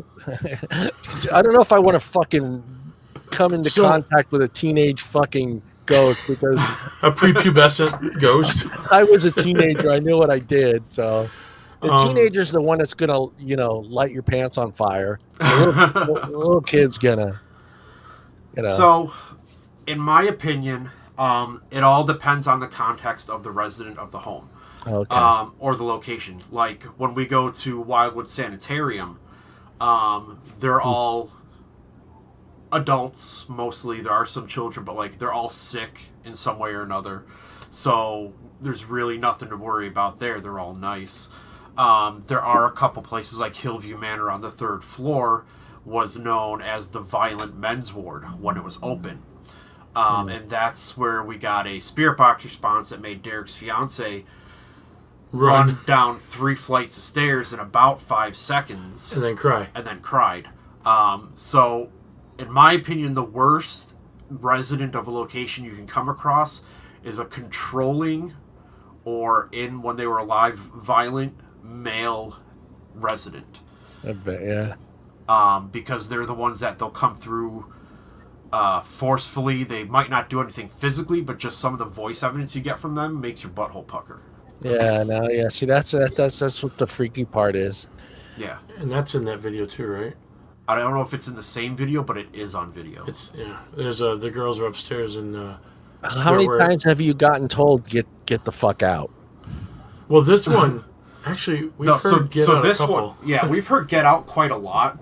But this one actually Was the opposite. The girls were upstairs, and one of our investigators, Jess, she said, "Do you want us to go, or would you like us to stay?" And then in a very deep male voice, it says, "You're staying." And then Amanda just took off down 3 flights of stairs, left all the other girls up there. Yep, I'm out. But we do a lot of times get out, and a lot of times that could just be not malicious, but just the resident doesn't want us in their space at that time. Well, you got to assume they get tired of it too.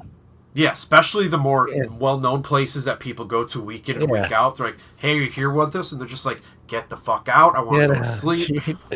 Dude, I was just ready to make a pitcher of margaritas, and you motherfuckers come in here, fucking sons of bitches. I am a ghost. To touch your meters. Yeah, I am a ghost. I mean, that's how I would be if I were a ghost. I mean, and you, like you're saying, if it's a popular place. They, like you said, they are people at one time as well. So yes, they're going to get fucking annoyed, just like you would. Can you imagine being a regular person and somebody walking into your house every day and asking you the same stupid question every day for fucking 30 years, dude? Yeah, and the other thing too is I just forgot what I was going to say. So blame Mike. Fuck. What was I going to say? Has there ever been a documented case of someone physically ending up in a hospital due to one of these things? I mean, legitimately ending up in a hospital, fucked up. Not that I've ever found that personally. Yeah, could be legitimate. I mean, I'm sure it may have happened, but I've never come across anything about that. Because that would freak me ass out. There's no way. If I saw that, I think I would change careers and hobbies. Yeah. Oh yeah, that would freak me out. I don't know. Any questions, Bob? You got anything you want to throw out there? Casper, the friendly ghost? You pervert. No, man. You're the pervert ghost. You're the pervert ghost. You just fucking. I am, man. I would definitely haunt a strip club. I mean, that's where I would be. I thought you were gonna go straight to be. I'm gonna come back as a fucking pole at a strip club. No. You know how dirty those things get? Oh man, I want to go from the dressing room to the. To the showers. You know what I mean? That's what I want to do. All right, I got another question for you guys. Your opinion of the show Supernatural? I love that show. So do I. I watched it from day one to the end. So I will not lie. The very last episode, I cried. I cried. I'm right there with you, man. Yeah. I'm a grown 53-year-old man, and I fucking cried at the end of that. And I don't cry at much shows or movies. So that's only the second TV show or movie that I've ever cried at. The other one is my favorite show of all time is Stargate SG-1. Yeah. I cried during that too when one of my favorite characters died, but he came back. Yeah. But no, Supernatural. I like how they interject the comedy, they interject the drama, but they don't make the supernatural aspect of the show like completely unbelievable. Like, you're watching the show and you're like, I can actually see this being a thing. Yeah. Like, why don't you see Bigfoot? Because these fuckers are out here killing them every weekend. There's somebody out there killing them. So. Yeah. City of Angels, that scene, and the end of Supernatural. The only two shows that I've ever cried as a man. That's it. But well, it's hard too with Supernatural. You spent 15 years. Yeah. And that's it. John, that's only because you've never watched Field of Dreams. That's why. Fuck, I ain't gonna cry. I'm a sports nut. I am not crying at Field of Dreams, dude. It is an emotional scene, but it just didn't touch me. Field of Dreams didn't get me, but For Love of the Game, yeah, that was a tearjerker. Oh well, yeah, but I got For the Love of the Game is a good movie. The original Brian song. There's a movie called Hardball with Keanu Reeves. And when this little kid gets shot and killed, and he was on the baseball team, and Keanu's giving his eulogy, man, I'm like, okay, I got to step away for a second, man. I can't handle this. I will be the first to admit I cried at everything. Bob, yeah, you're such a pussy, Bob. I cried at Moulin Rouge. Moulin Rouge. It's my favorite movie, by the way. But yes, I cried at that. I cry at movies all the time. My wife makes fun of me. Yeah, I don't know. So the way Supernatural ended, that just. I don't want to break it for. If you haven't fucking seen it by now, I mean, I'm too bad. Spoiler: it finally happened. So it's just good to see those two finally get some peace. Yeah.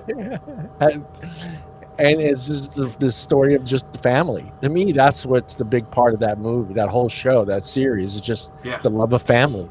You know, your brother, man. That's it. Any questions, guys? What's the first Pokemon? You cried at the first Pokemon movie? Oh, come on. An Avengers? That's why you fuckers are getting haunted. Hey, did you guys see the first Pokemon movie? I've never seen that movie.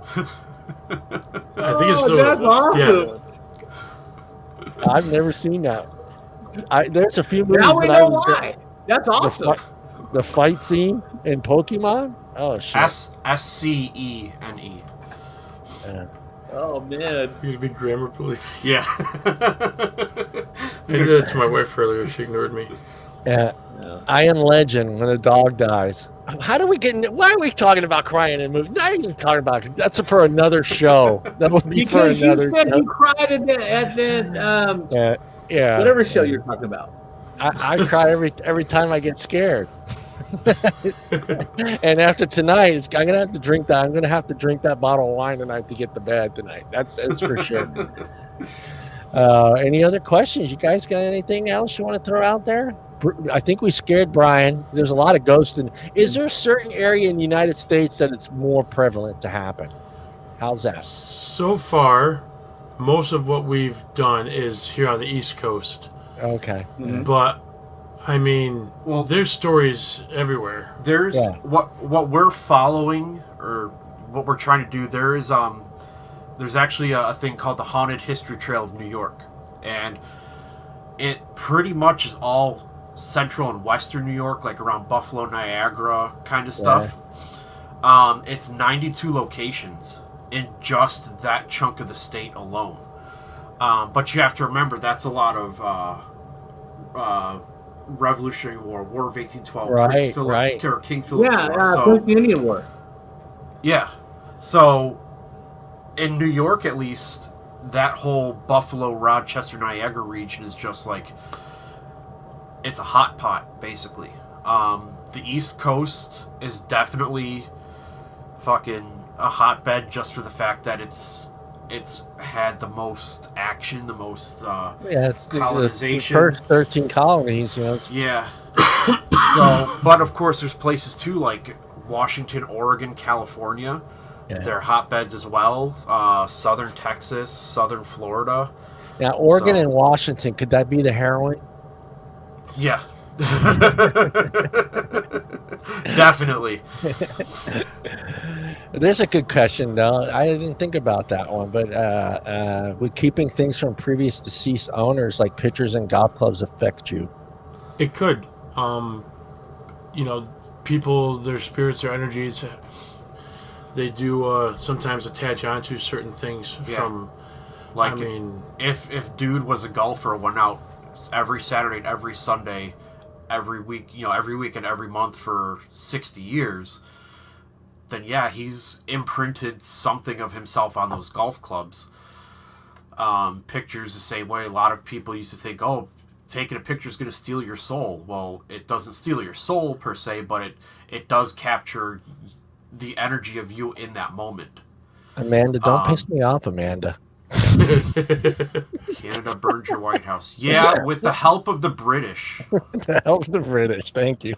Yeah, but we kicked their ass in New Orleans. Goddamn right.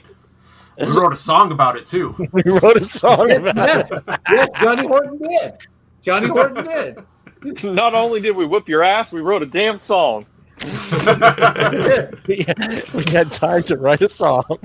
America. America. But yeah, if you have old objects and pictures, definitely understandable that you keep it as a sign of respect, but you can still get them cleansed or blessed. Yeah.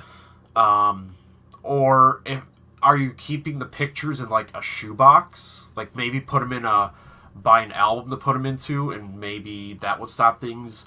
Are the golf clubs in a basement or in an attic? Maybe move them to the front closet, something to give them a little bit more prominence.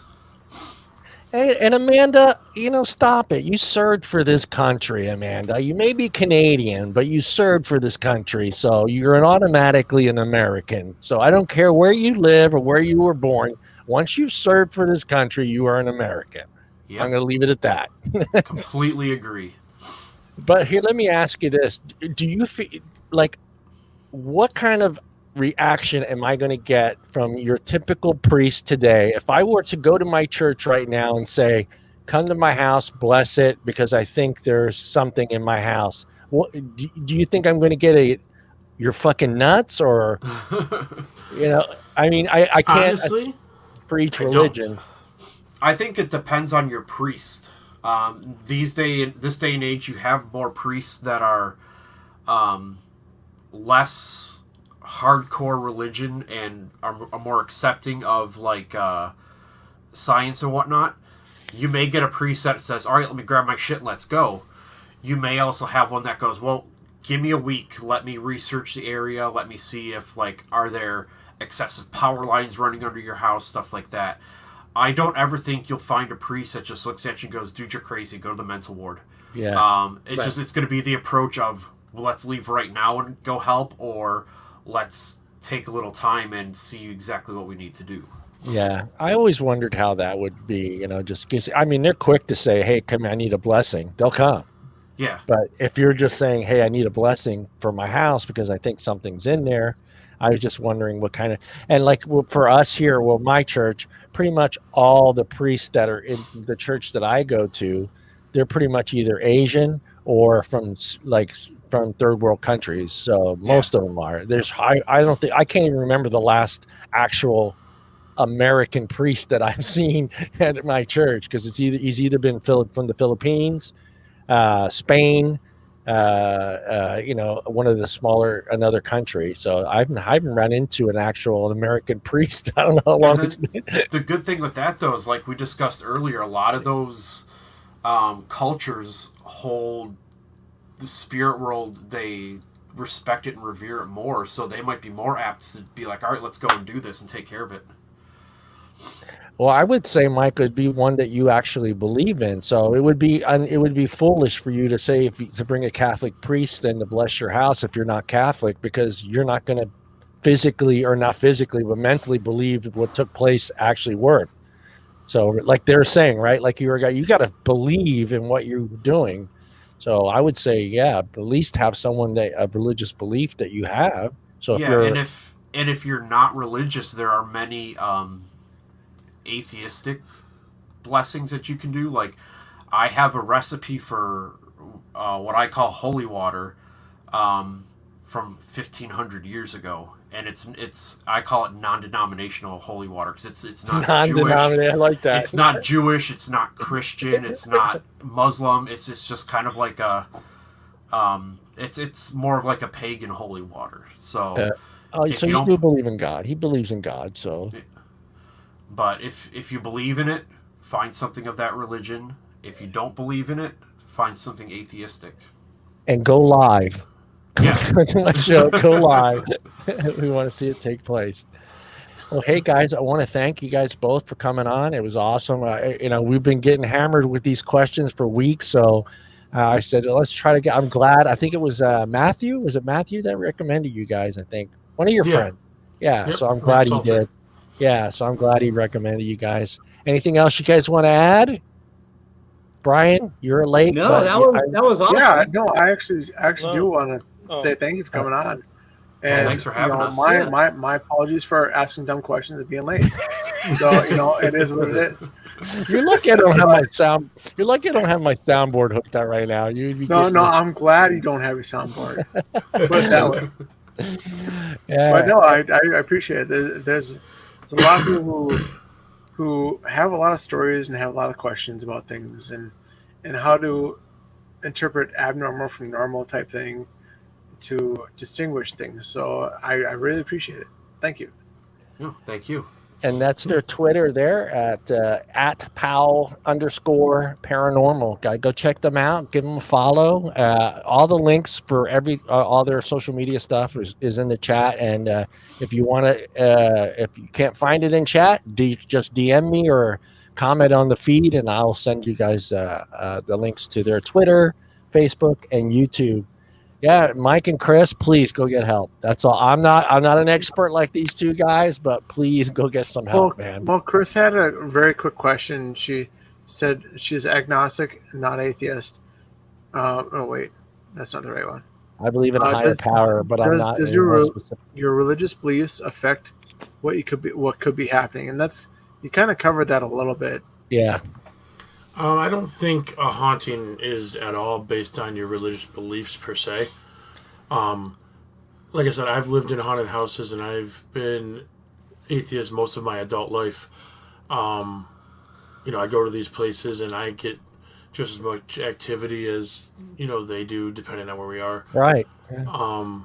But when it comes to cleansing and protecting, you want to make sure it's within whatever religion you believe in, just because it's your willpower, your belief that's going to actually put the driving force behind the blessing or the cleansing. And if you're agnostic, that's you believe in a higher power, but not necessarily in God, correct? Mm-hmm. You can use that. you can look up pagan cleansing rituals or just generic, non-denominational type rituals. But your belief in that higher power, whether it's just a higher power or you've given it a name or something, your will and your belief in that will fuel the energy for whatever ritual or blessing that you perform. Awesome. Well, it was good having you guys. You guys want to throw out anything else before we sign off? Anything you guys want to add? Dan and Brent? This was your first. Was this your first podcast? Was this the first? Oh yeah, podcast? We de-virginized you. Yeah, you guys are our first. You de-virginized us. Derek has been on one. Yeah, Derek was on an audio only podcast. Yeah, he was audio only. So we're the first ones on a legit. You can see us podcast. But we thank you for easing in and not just jamming it in there. Oh yeah. Thanks for taking it slow, guys. But no, I mean, this is like I said. We've been doing this almost 3 years, and then I got a call to do. We're going to do a presentation in October around Halloween time at a local library.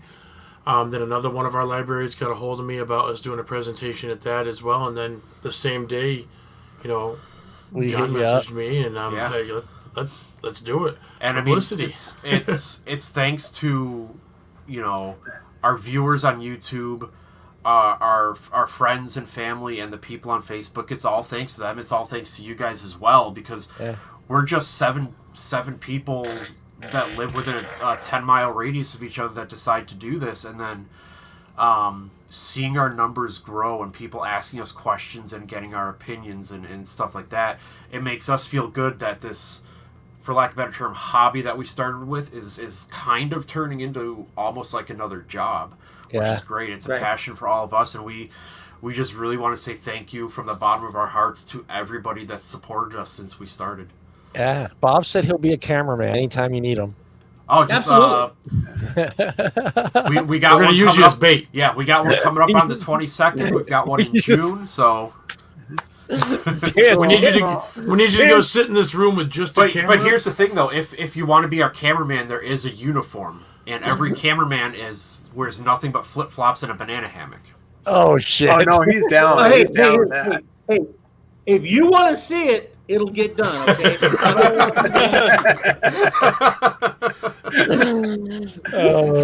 So random dumb question: where are you guys based out of? Watertown, New York. Watertown, New York. We're about an hour north of Syracuse and about 30 miles from the Canadian border. Perfect. How far do you guys travel? The farthest we've ever traveled is 8. Rhode Island. Well, distance-wise would be Rhode Island. Time-wise would be about 6.5, 7 hours. Oh, nice. One way. If you guys ever decide to take a trip up in the Midwest, I'm in North Dakota, let me know, and I can show you around a few places. Oh, if we could get the finances to get out that far, we definitely will. Yeah. It's like a 16-hour drive. I drove from here to DC. It's about that. So That's not too bad. I'll pay for gas. No. My car gets 49 miles per gallon. Let's do it. Yeah, no, we're looking to slowly expand as you know. Definitely, if we ever come to your neck of the woods, we'll hit you guys up. Yeah. Absolutely. All right, Us guys, just me. They're all way Yeah, far. we're a Cali. We're all Cali. I've always wanted to visit California. We'll get out there. Yeah, Governor Newsom would love to have you come and visit. Just make sure you have your shots. We just got ours last week. Yeah, I just got mine. The second one's done too. All right, guys. Thank you again, Dan and Brent. Appreciate you guys coming on and sharing your stories and sharing your journey, your guys' journey. It's awesome. I mean, I'm a believer, and I think there's a lot of us that were on it. And last thing before I go, Chris, Mike, please. I'm going to say it one more time. Go get some help, man. That's all I'm saying. We are done. We are done. You freaked me out for fucking 3 weeks, man. That's all I'm saying. All right, guys. Thanks They again. freaked out tonight. Thank you. So. Yeah, thank you guys very much. This has been fun. This has been awesome. Hey, guys. Hey, if you guys got something that come up later down the road, you want to come back on, let me know, and we'll bring you back on. It'd be awesome. All right, guys, and we are out of here. All right, thanks.